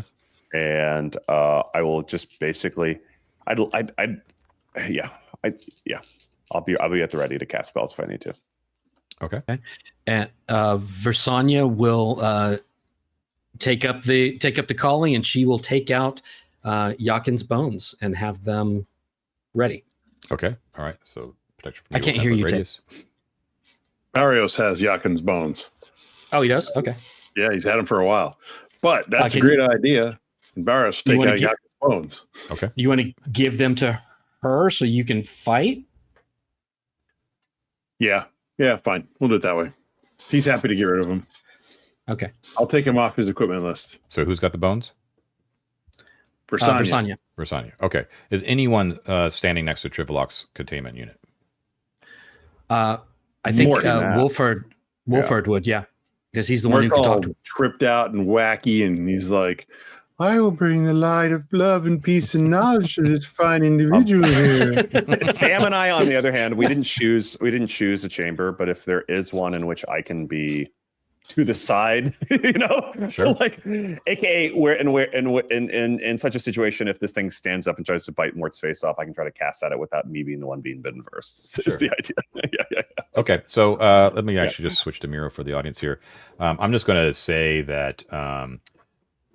Let's see. We'll say that this one is Trivlock. Okay. Okay. Okay. So got it. So Wolf, you have your weapon out, sort of next to the chamber, or what? Are you looking threatening, or what? No, he is not going to have his weapon. He's going to have his weapon stowed.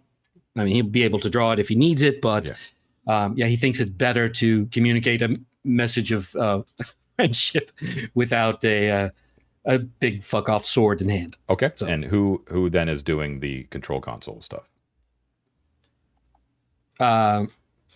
I guess I'll ask Visanya to do it. That's kind of far away, so he'll show her which button to press when he says go. Okay, cool. All right, so everyone's in place. Versanya operates the control console with Wolford's commands. Presses the final button.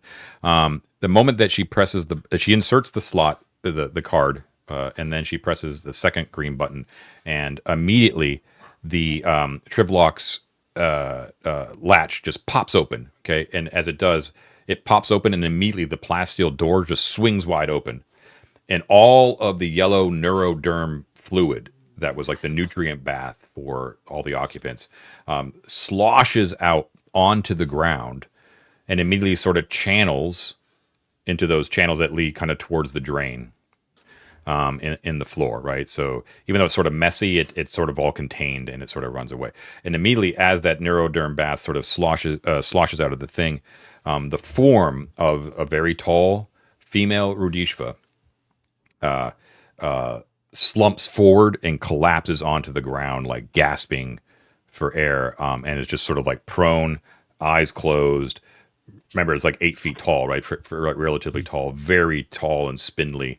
Just sort of sprawled, naked, practically on the ground in the pool. Wolford is going to try to catch her so that she doesn't fall. Like Okay. if she's stumbling out, like he doesn't want somebody to like slap down on the floor. He's going to catch her there. It's like, they're there. You're okay. We're friends. Translating into All right, so it's just like she doesn't seem to be aware of your presence at all. Like she's not trying to like hang on to you or anything. She's just like dead weight in your arms. You only know that she's alive because she vomits forth like a great quantity of that neuroderm from her inside, just on the ground, and she's just heaving breaths on the ground. But again, like she's completely at your mercy. She's not trying to prop herself up or anything. She's just like collapsed in your arms. Mort will also get in there, try to help prop her up and clean her face off with a handkerchief or something, and then mention that we've been trying to get in touch with her about her car's extended warranty and get it out of her ears. And, oh, now we're going to have to fight her. yeah. How dare you? You can't escape our calls. And he would. Do I have one ready? No, he's gonna pull out a water, a bit of a water flask from the sack and offer it to her. Okay, so pour a little bit out so she can see what it is and offer it to her. She doesn't seem to be aware of your presence at all. She doesn't respond to the presence of the water. Like you would have to actually put it to her lips. Okay, I do that just to give her a little, not much, just a little. Okay. I'll say that Versanya kind of comes over and she kind of assesses as well, and she kind of gives the opinion that she's likely in a state of shock, and it's going to be a while for her to recover in any sort of manner that's going to allow her to be responsive to anything you're saying. So I'll just tell you that it's going to be about 5 turns, like almost an hour, before she's able to sort of talk to you. Are you okay with just cleaning her up and letting her sit for a while? Let's prop her up. If she's in shock, we put a blanket around her. Yeah, wrap her in blankets. I say that only because we do have some time spells that Upior casts. Upior, are you okay with that? Yeah. I mean, of course I am. That didn't mean to cite that. I think it's the right thing to do. Yes. I mean, yeah, it's a bummer because you wasted some spells. Kill her and use up my spells. No. Well, you have 5 turns to do with her what you will. Like if you want, I don't know if you want to do something nefarious. I don't know. Really I don't think I want to do anything. I don't mean that. Yeah, I don't mean that. No, of course. No, but that's why I sighed, because I'm like trying to scribe spells here and be a big-brained boy for this encounter. I don't know if there's any other preparation that's worth us using my haste for, even if it's supportive of her, rather than just waiting. If we have all this mobility from haste, is there anything mechanically we would like to achieve in this room? I have a suggestion. Yeah. We could take her away from this place. Yes. there's a teleport circle in the Hall of Heroes. We could go wherever we want. She could wake up in a bed if we want. Yeah, exactly. Go back to our. I mean, the bed that we have is like in Goblin Town. Well, that's kind of what I was thinking. Like, it gets us close to the king. Not something I really want to get bogged down in. But that seems like a very visible, complicated thing to introduce right there, because it doesn't open up in our bedroom. It opens up a distance from our bedroom. One other thought: Garalad's quarters. I mean, my thought being not nefarious. It is a bedroom. It has a bed. It is private. It is entrenched in an area in which we have allies. The question is whether they'll freak out outside of a rudishva. Yeah, but if shit goes bad, it'd be hard for her to screw us over. Maybe not. Maybe it's too weird to have the alien in our midst. You know what, guys? I think we might be overthinking it here. We have blankets, we have pillows. We can, get her comfortable enough here. Any of those places might freak her out. Like, imagine if you're semi-conscious and if somebody's like carting you away. That's disturbing in and of itself. I can do. We do that. Here, she's around tech that we don't even know what's available to her. She might be able to do something. We take her away from her tech and into a place where, frankly, we have the advantage. Is what I was thinking. Yeah. Why don't we just bring her right? Or we can do it like, surround her by monkeys. I have one more option that is fraught if we overthink it because she's tired, but we have 3 charms. So yeah, I like I that. could just also cast remember charm on her and she would wake up to be friendly to us regardless. I'm not trying to be, again, weird. I'm not trying to be weird by casting a charm spell on a sleepy person, but you know what I mean? That is the most clear method while she's sort of catatonic to assure that she's not going to be hostile when she wakes up. I also think, since we have the ability to speak with her, we have the literal word of Thoth that says that she's a peacemaker, and if we don't believe him, if we don't trust him, that was remember, not like that's our interpretation of it. Yeah, exactly. Yeah, he didn't say, yes, you should definitely open up that cryo chamber and ask her how to do this. I mean, metagaming, I think John was reading from supplied list of statements, and he chose one that said what he thought might tell us what we wanted to know, and we have to interpret it, and maybe that is correct and maybe it isn't. So I wouldn't put too much emphasis in that, Matt. Last comment. Sorry. Go ahead. I was just going to say, I'm fine with keeping her in here. If that makes you guys nervous, then I would suggest, why don't we just bring her into the next room in the Hall of Legends? Is that what this is called? Hall of Heroes. Yeah, actually, if Toristus Mort is floating in front of the Thoth statue, whacked out of his gourd, and she wakes up to see that, I think that sounds great. Yeah, and he'll stay with. So yeah, we'll carry her on the blankets, make her comfortable, and we'll do it in this big room. The Hall of Heroes, just right in the middle of the room. Looking at. Okay. Yeah, right in front of the Thoth statue. Okay, so we'll move the dead guys out of the way. I'm going to go. While we do that, I'm just going to go and tuck that kid in. It's time for a second break, so we can just roll that right in, and we'll pick it up with her waking up. All right, we'll be right back. Okay, we are back. Bladders empty, beers full. Right, so you've transported the catatonic form of Trivlock, a live rudishva, the first that you've ever truly encountered, except through vague uses of clairvoyance. You saw a strange form in the arena, but you've heard, you've explored for untold amounts of time now, at least in the real world, the dominion of this creature, and now you actually have one. So you are transported her to the Hall of Shrines. So it's, she's very much out of her element now. But after you wait for 5 turns, she is able to sort of recover from her stasis. So the haste and the shield are gone. Yakin's bones can still be out if you like, held by Versania. And She Upior, would, your personal PoE is still in effect for one more turn. Okay. Perfect. And that puts you at, it is 9:30 in the morning right now. Okay. That's cool. Oh, also another effect that that expired during your long rest was the Bracteros effect. You should be aware. Okay. Are we all going to be talking to her simultaneously, or does one of us want to talk to her and the others kind of like go? Well, I guess I will, but Kantian, I don't think anybody but Matt's going to be speaking to her. No, Yeah, but so do we all want to you'll- be visible? Like, for instance, I have a spell that can make her forget 3 rounds. So if things go poorly, I can cast it if she doesn't know I'm doing that, right? Well, if Should we be hiding? Wolford's talking, you should be ready to do that.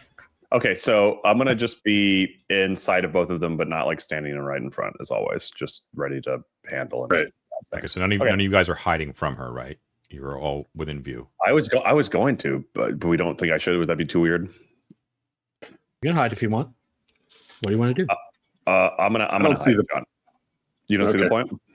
I mean, I wouldn't want to, like, hiding from her could Sure, be I won't tactically hide. advantageous, but it might also create, like, I'll just stand Yeah, within I'll stand within the Yakin Bones radius and that's it. That's it. Let's keep Okay. it simple. So you're arrayed around her, wary but not looking threatening, right? Is basically the gist. that's the idea. Right. Now, when she sort of, And, I mean, we've been tending to her this whole time, so yeah, understood. So she's catatonic, right? And she's kind of got her head down.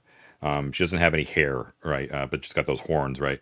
And she is, and she's unclothed as well. So she, yeah. we wrapped her in blankets. Yeah, we're not. Okay, she had blankets on. So she raises up her her head, right? And she sort of smacks her lips a little bit. You can kind of see the pointed teeth. And her eyes open. And they are a stunningly beautiful shade of deep, deep blue. Knew it. Not glowing like Fremen, but like a deep, dark, like the depths of a pristine ocean. And it's remarkable, and you're all sort of like sucking in an involuntary breath of air as you kind of as she sort of gazes upon you. And they are pupilless as well. It's just like dark blue.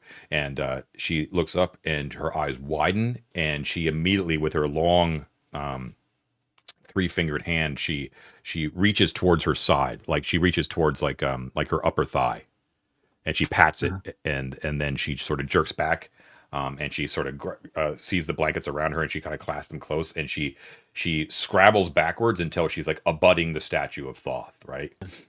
Sort of vibe. Yeah. And what as soon as she's awake and starts like doing this, Wolford's trying to calm her down. It's okay. We're friends. We mean you no harm. We've taken care of you here. We don't mean you any, and just like reassuring her in that way. So she sharply looks at you the moment you start speaking, because she hears rudishva being spoken at the time, and she speaks back to you, and she says, "What manner of creature are you?" Well, I'm a man. She shapes the word in her mouth, and she's like, "Man." Yes, I know the word. I mean, I'm just- kind of an old one, but fairly representative. Now, listen, I know this is kind of a shock. You've been in there for a very, very, very long time, and things have changed quite a bit while you were inside of that cryopod. Where's the captain? What is the star date? Okay, well, we don't know about what your calendar is, but we are. Yes, it's been. Any help here, guys? Real quick. I just something that dawned on me that is important to all of us, including John. We never resolved Bob. Yeah, where's No, Bob? Bob, The droid. He's with us. Yeah, he's with us. We were taking him with us. Okay. I'm sorry. So is talk about Bob him, yeah. in the room? Do we want Bob to be sitting here when we wake her up? And if so, John should be aware of that if that is influential in any way. It just occurred to me because we weren't explicit. We didn't talk I about would it. Yeah. assume he's with us. Okay. Yeah. Just Yeah. That's it. Mort That's will step forward. Yeah. And getting down, he's small, he's non-threatening. He'll get down next to her and What manner of creature my is this? lady. What? She's looking at Wolford and she says, Oh. "What is this creature?" It's called a Mort. It's harmless, mostly. I will say the phrase that Akla Cha taught us to say, that we are peaceful and friendly. She's very wary, but she's realizing that she's completely unarmed and at your mercy. Yeah. She doesn't make any sort of aggressive gestures. Okay. And what is that one there? And she points at Barrios. Oh, his name is Barrios. You can tell he's kind of like a man, just a little different. There's a beast-like aspect to his head. I have seen nothing here since we crashed, except for our own kind, the servitor races and the abominable Heketi. Are you allied with them? No, absolutely not. And he kind of points to a spear that he has with the pebbly surface. We have not come in contact with them, but we understand, that they are an evil people. That an is evil not race. necessarily so. Oh, Yes. Not we're- according to my own we're- suspicions. The captain did not believe me. Take me to the captain.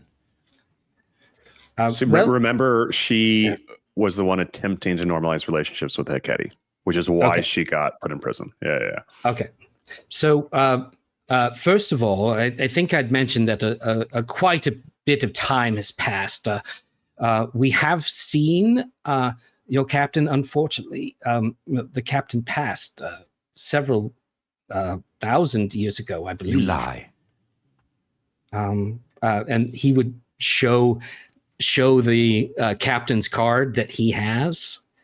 I'm afraid that I don't. That does not I belong to speak you. truth. That belongs to the senior officers of the Shining Beacon. Well, at present, until things have changed otherwise, that's kind of us. I mean, we have, as I mentioned, thousands of years have passed since the crash, and we've Thousands? met. Yes, I know it might be coming as something of a shock to be surrounded by people who look so strange and such, but really, we're explorers, and in our explorations of these places, we found your ship. We've learned quite a bit about it. Actually, we've learned of your people. We learned of your servitor races. We learned of the Heketi. We've even come in contact with Ashla Ka. Did I get that right? Did I get the name right? Aklacha. And we've learned quite a bit from her as well. We learned about you, that you had attempted to kind of make peace with the natives of this land when your ship fully crashed. Is that true? It is true, yes, but that is the least of our concerns right now. How were you able to traverse the Shining Beacon without coming into contact with my kind? Where are the other Rudishva? Where are the Kalyani, the Varuda, the Varumani? Where are my people? Long story. There was quite an event at some point, a kind of uprising, as I've learned from our traversing through the halls here. There was a rebellion of some of the servitor races who She looks collaborated. As we understand it, they collaborated with the Heketi and created some sort of disease. You lie. You say this to further implicate me. No, I'm really just trying to fill you in. I mean, at some point, if you'd like to talk to Akbacha, I can arrange it. If you would like to say hello to her. She's kind of odd, if you ask me, but kind of fun to chat with. Yes, I would speak with Aklacha. All right. Just a moment. And yeah, he's translating this to everybody so that they can. I'm going to let her say hi.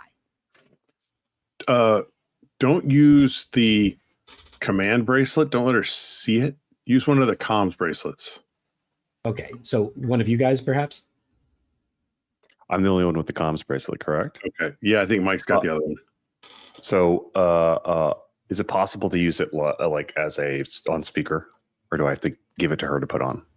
You can't be on speaker, yeah, and and I believe too that it doesn't actually contact Aklacha. It's to communicate with It's anyone just else. contacts Mike. Yeah. Oh, You're I right. thought. I mean, it would communicate with the radio in the ship, I assumed, and she could use that. No, it's a comm thing between other users of the comm, right? You know what I mean? Like it's like a boop boop, sort of thing. I mean, she already knows I have the captain's card. She already knows that I'm All right. Fine. above my station. But I would not give her the command bracelet, which is required. No, I'm not. Yeah. So she can't talk to Aklacha. You can only translate for her. That's what I'm saying. Yeah, I'm not going to give it to her. So, so I will talk to Aklacha, and now we Aklacha, it's me, Wolford again. How you doing? I'm well, Wolford. Oh, 2 calls in one great. day. More than we your missed mother. Oh yeah, how is your mother? Never mind. Funny thing, Trevlock is awake, and we're trying to kind of fill her in as much as possible on the intervening history that happened after she went into the pod. And I did a crude approximation of the history, but could you? I know she. Again, this is not on speaker, so could you like feed me the history in order, and I'll just like relate it to her from you. She's would be happy to do that, yeah, and she does so. You feed it to Trivlock. So Triv, when you speak it to Trivlock, and you kind of give her like the full like ambush, the Kalyani alliance with the Heketi and all that kind of stuff, you can see her get. She looks skeptical, more and more alarmed as she starts to understand that you wouldn't be able to get this information. She's irritated that she can't talk to Aklacha herself. So she's automatically skeptical that what you're feeding her are lies. But the more that you talk about it, the more it seems that this is likely the case. Okay. So it takes a little while to kind of get that out. After you're done, Trivlock looks up at you, Wolford, and she says, "So, if all this is true, if millennia have passed in the interim that I have been asleep, then it seems then," and she says this very sort of sadly, "that I am the last of my kind here in the halls. And if so, that," and she points one long spindly finger at your encompassing your card and your command bracelet, and Bob behind you, "that is all mine. I would like it all back, please." Well, perhaps we can work out a timeline for this. There's something else that I wanted to bring up, and that is, we as part of our explorations here, and as part of learning about your culture, we found that there may be, in fact, a way home, a way back to your planet. To Rudish. What have you discovered? Well, we have access, and he kind of looks at everybody. He's like, "It might as well, in for a penny, right?" That was the idea. Yeah, right. We have access to the plans and a small boat, a small ship that can be modified to leave this place and go back anywhere, as far as I understand. But it could take you home. The Loav? The shuttle. Yes. We have one is still active. One is still active, and sounds promising, but I fear I must inform you that the shuttle is not meant for space travel. Oh, well, interestingly enough, while you were sleeping, your companions came up with quite an elaborate plan to convert that ship and make it so that it could actually make this plan. They left a very detailed shopping list that we've been busting our asses trying to fill out for it seems like months in some other place. But we actually have all of the components needed to do this. We have everything that was described by your finest engineers and recorded. The only thing that we're missing is the knowledge of how to actually like put it all together. Particularly the fuel. There's a very complicated ritual of some sort that has to happen for this fuel to be created. That's necessary for this special. I don't even understand a special kind of travel that could get us all the way to your world. Her eyes like widen as you sort of tell her about the possible like jump fuel. She's like, my word, Beck Pryal must have come upon the solution in the end. Do you have documentation of his discovery? We do. Well, they're not really documents. It's more like pictures that move. Yes, data crystals. Yes, of course. Yeah, you have them. I mean, in fact, we do. They're back at the ship. Wondrous, she says. She says, well, as I am now the captain of the Shining Beacon by default, I would be more than happy to help you create this jump fuel for your shuttle. In fact, I would say that you will be in quite a pickle should you not have the jump fuel, yes? If your goal is to escape using this shuttle, you are trapped here in the halls. True. Well, I mean, this is our home. We're not trapped. We could just walk out the door and go home and take a nap. So you desire to travel in the shuttle? Well, as I mentioned before, we're explorers, and we're curious. Indeed. Well, you have found the right vessel for that, my friend. Well, and she kind of like puts her fingers together now, like a Mr. Burns sort of, it's like all spiddly. Well, now I don't like her. Now she's like, well, it seems now that this be your goal, that I am the key to your success. So I think it's fairly obvious what my terms are. Well, I have no reason to stay here if I'm the lone survivor of the rudishva, and I have a chance to return to my home world. I have the knowledge you seek. Take me with you. The knowledge is yours. All right. Okay, just a moment. Let me tell all these to my expertise in all matters regarding the shuttle operation. Mm. Well, you say it in that tone. It's hard to tell if your tone is creepy because you're 8 feet tall and have horns. But just a moment. So yeah, he'll relay that to the rest of you guys. So yeah, it sounds like she wants to be captain, and she's turning into a perfectly typical Rhodesian, and assumes that she's a superior life form, and that everyone else owes her their fealty and service. And if we do indeed go to the planet Rodish, I suspect we will at best be a servitor with some preference. At best, you'll be in a zoo. Yeah, we'll have the nicest room in the zoo. So yeah, Upier's curious. Yeah, feed me some questions here. I'll relay word for word what you say. Well, so before I relay you a question, we're chatting. I mean, Mort sort of feels like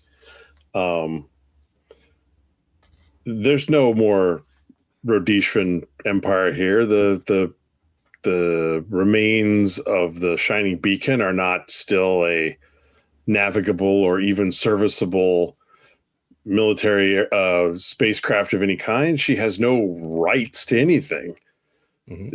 2,000 years ago, if Augustus Caesar showed up, he doesn't get Rome back. She gets nothing. If she wants to help us, I'm serious. This is how Mort feels. If she would like to participate as a joint equal member of an exploration team, we'd be honored to have her expertise and strengths. If she insists on some dominant form of control, I have no interest to go home. I don't remember ever saying the words dominant form of control. Nope, John, we're not talking in Rhodesian.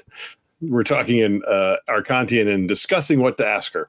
Oh, I thought you were asking her these things. Okay. No, I'm just getting clear with the guys here.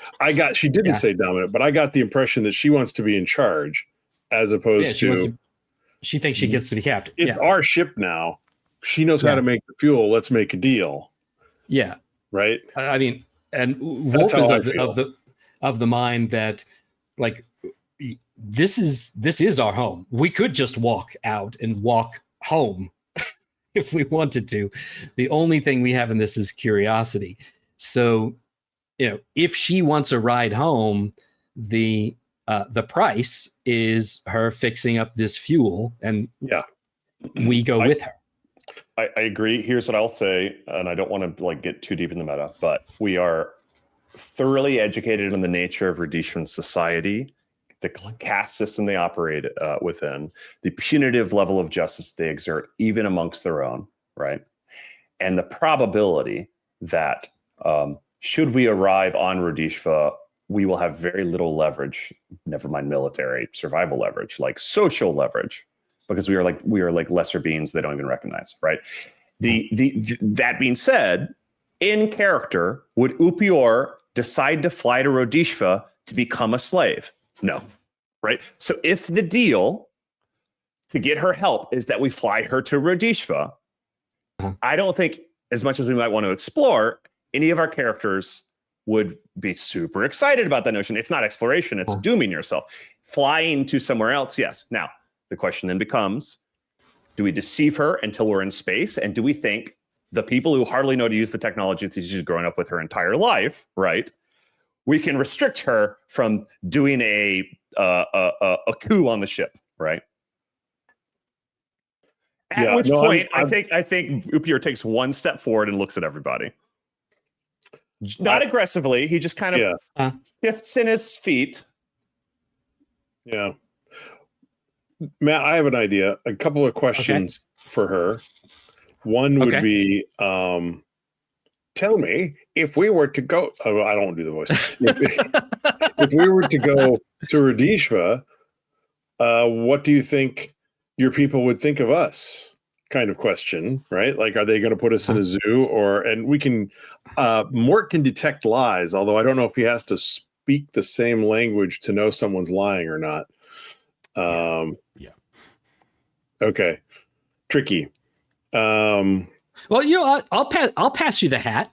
No, because I have to have the mask of Tauristus on. I don't think I can wear it and the helmet at the same time. You can. Or can I? No, but no. You don't have to wear the mask. I mean, you know. I do to detect lies. Yes. Damn it. But we could tell her to promise to tell us the truth. Yeah. So we could ask what is going to happen to us on Rudishva. The other thing would be: is there some? It's been like we could phrase the question something like, "Well, it's been a long time, right? Everyone you ever knew or loved back on Rudishva is long gone. Is there some other really cool adventuring you'd like to do in the galaxy somewhere? Can we go someplace, to the planet of easily slain orcs who have lots of money or something?" The planet of leveling up. The planet of leveling up is a good planet. Yeah. Okay. Yeah. I will convey that, and we'll add on. I mean, your own people are the ones who put you in that pod for thousands of years and never let you out. Are you sure you want to go back to them? They're the only people I know.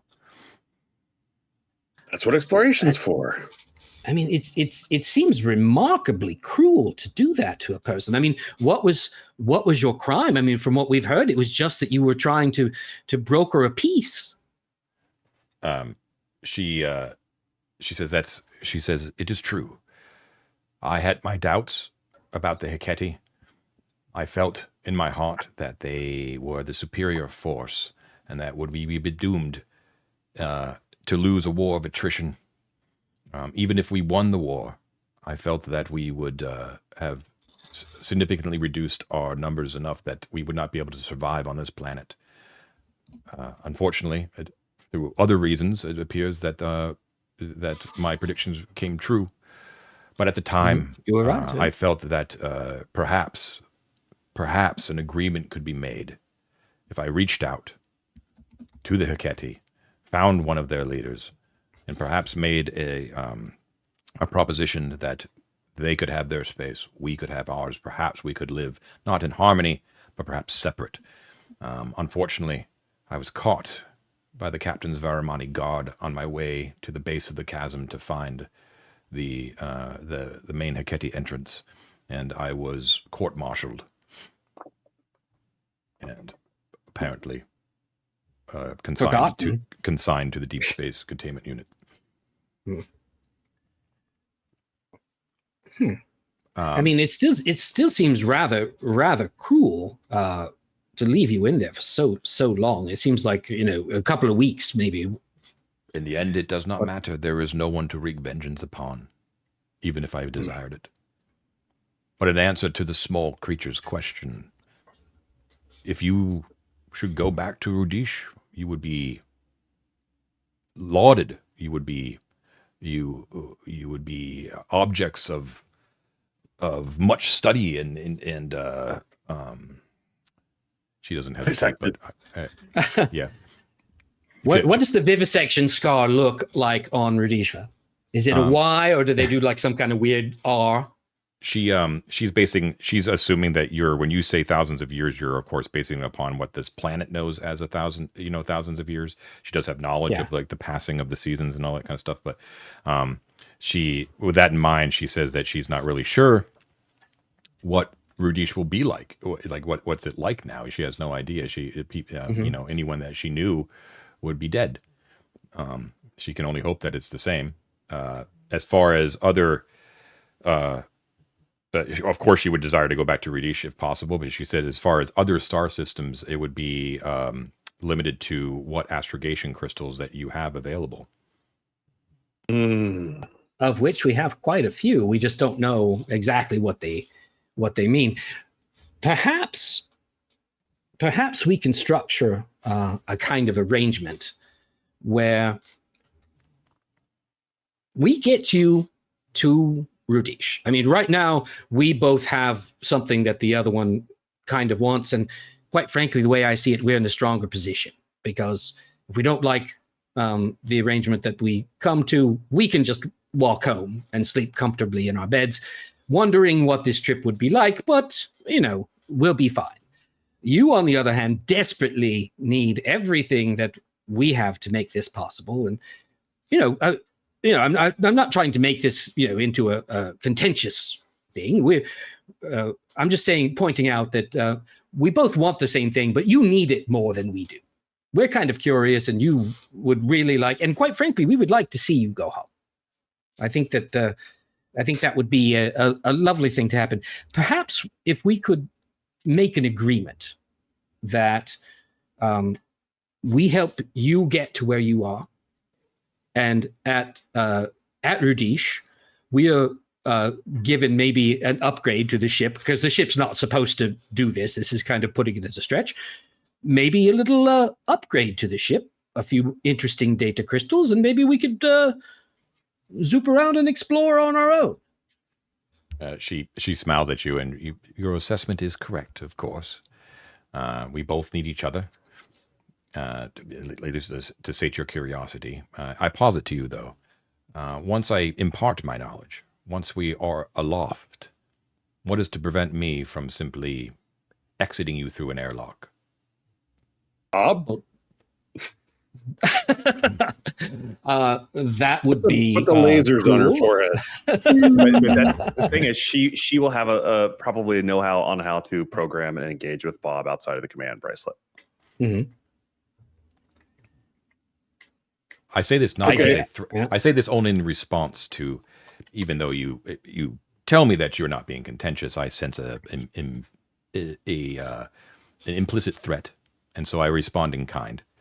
That we don't have to be friends if you don't want to be, but I would rather work in harmony with you. We both want the same thing, as you have told me. What? I am fine with that. If you trust me, I will trust you. Well, trust is a bridge that's built, right, from two sides. You kind of meet in the middle if you plan correctly. She agrees. She agrees. Yes. Yeah. I'm a simple man, but I know how bridges work. It's getting late. It's getting to the point of the closing, so we can kind of continue this as just like a third person sort of thing. Okay. She's basically willing to. She's fine with that. She just wants to get aloft, basically, right?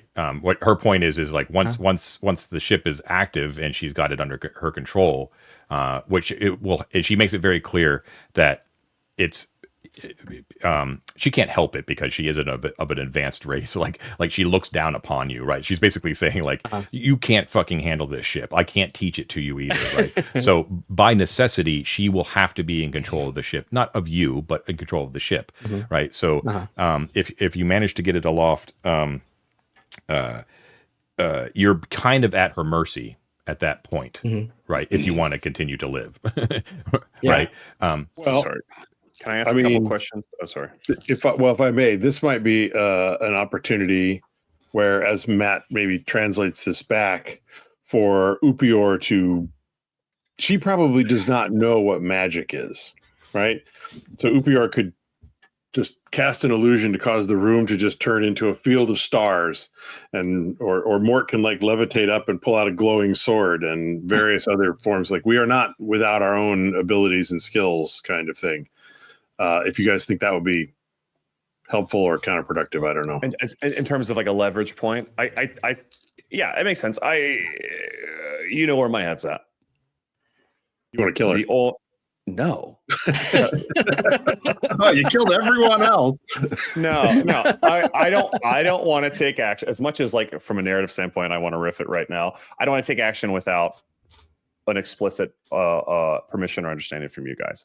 The action that is most obvious, given all of the factors, and in fact, before I explain this, I might ask Wolf to translate a couple questions, if that's okay. I'll be very quick because I know we're at time. What do you believe deems the servitor races worthy of their servitude and you of their mastery? It was she says this is only her talking, but she they were in the same like local cluster, basically, right? And the rudishva, being more technologically advanced, were able to basically conquer, so they and it was more like an assimilation thing, very much like a Roman sort of thing, where it wasn't they allowed those servitor races to continue their cultures, and as long as they basically paid taxes and all that kind of stuff and provided services, all that sort of thing. So it was benevolent is like a strong word, probably too strong of a word to use, but it was that sort of flavor of empire. But she herself personally would rather have it would have rather had it been a more egalitarian relationship. Yeah. Okay. Well, I mean, in general, I don't think we should make a big show of force. I think that might be counter to building this trust, right? Which I think we show her kindness. I think we observe her behavior as we kind of go about the next phases and see where we go from there. I agree. Just to clarify, charm wouldn't be a show of force. I mean, what happens like, when the charm ends? I don't. Well, when it ends, they become uncharmed. But I don't like looking at Osric, right? At charm monster, charm person. Don't look at Osric. Look at OSC. I thought well, it's mass charm, right? Okay, yeah. Let me look at OSC actually.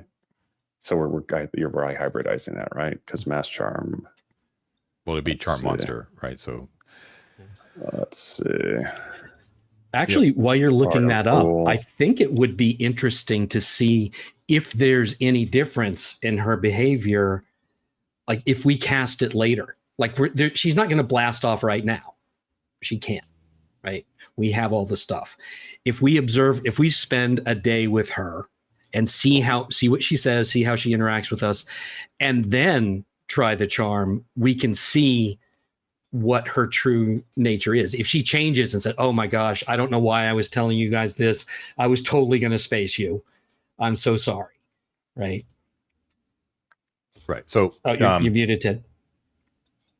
Sorry, Ted. The duration is based on the intelligence of the target, and she's probably smart enough that it would be a new save once a day, so it probably won't last very long. If it works even the first time. Yeah. The other thing I thought of that I want to mention before we end is we might have a bargaining chip in terms of your request about a new ship in rudishva. If we show up with some Arcantium, that is probably something that they've never heard or seen before on Radish and would be really interested, and we might be able to.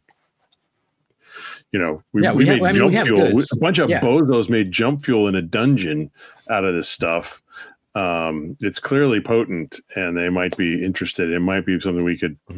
She relates to this. She's very familiar with Arcanum since that was part of Feck Pryle's experimentation. She herself does have the knowledge of what it takes to create that deuterium helium. She does know this. She does, yeah. Okay. I thought this all took place after her imprisonment.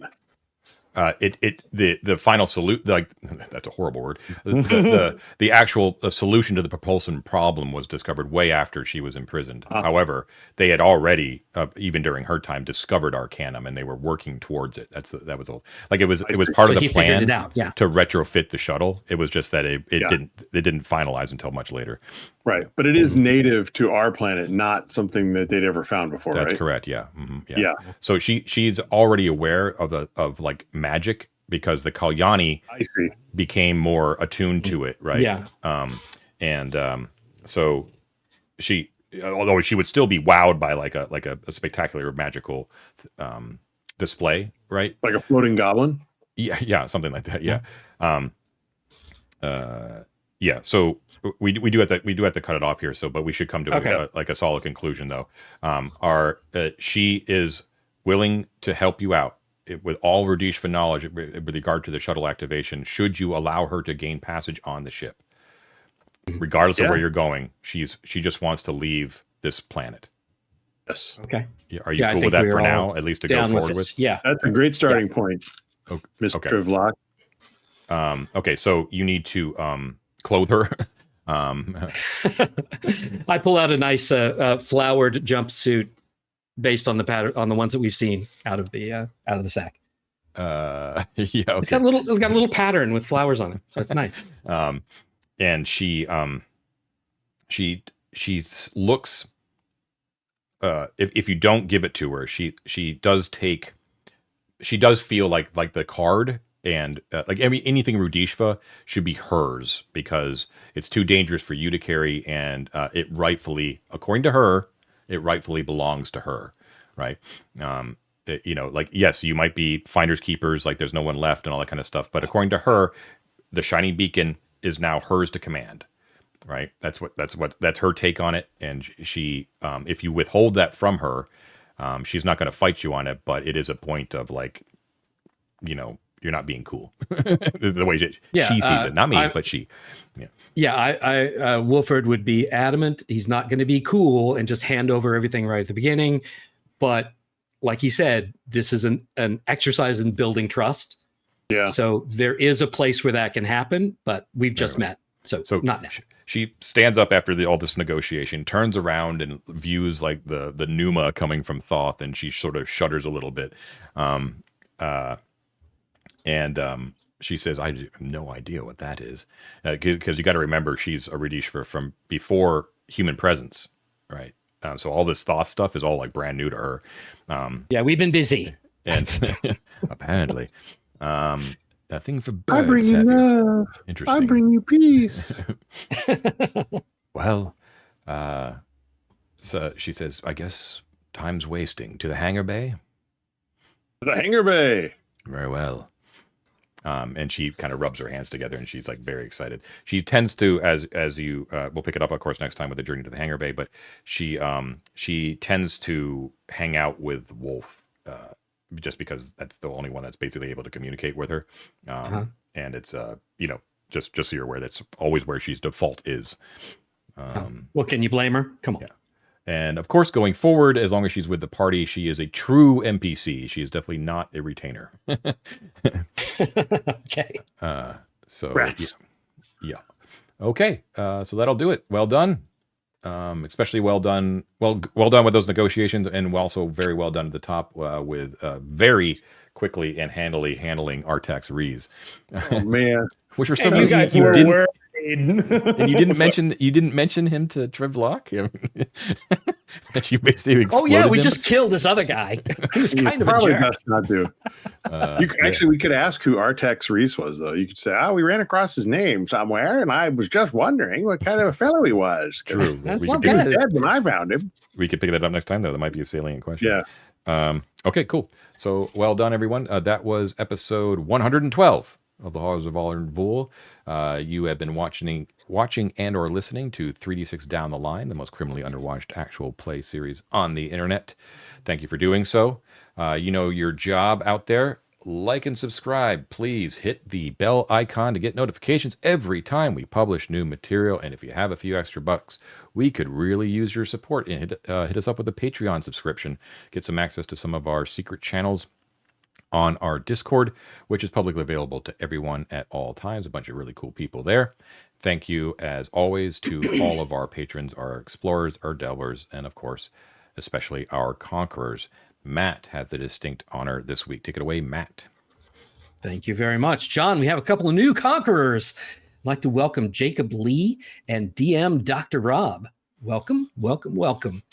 Here are your fellow conquerors: Robert Kenyon, the Underdorks, Jeff Marino, Alan Barton, Alexander Bowes, Eric Tsunami, MD, Samuel Dillon, Gregory Disselhorse, Yesterday's Glory, Mike Small, DMW71, Richard Barton, James Boyle, Doc Jones 73, Jackson Bates, John Hooker, Zachary Hall, Saps DM, Zach Shiflett, Merci for Av 605, Ruben K, pour one out for Elizabeth,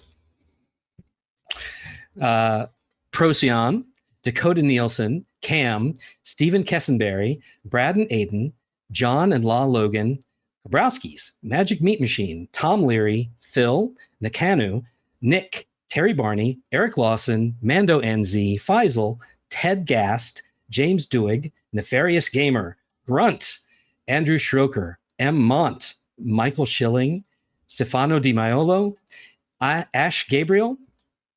Nobody puts Kerbog Khan in the corner.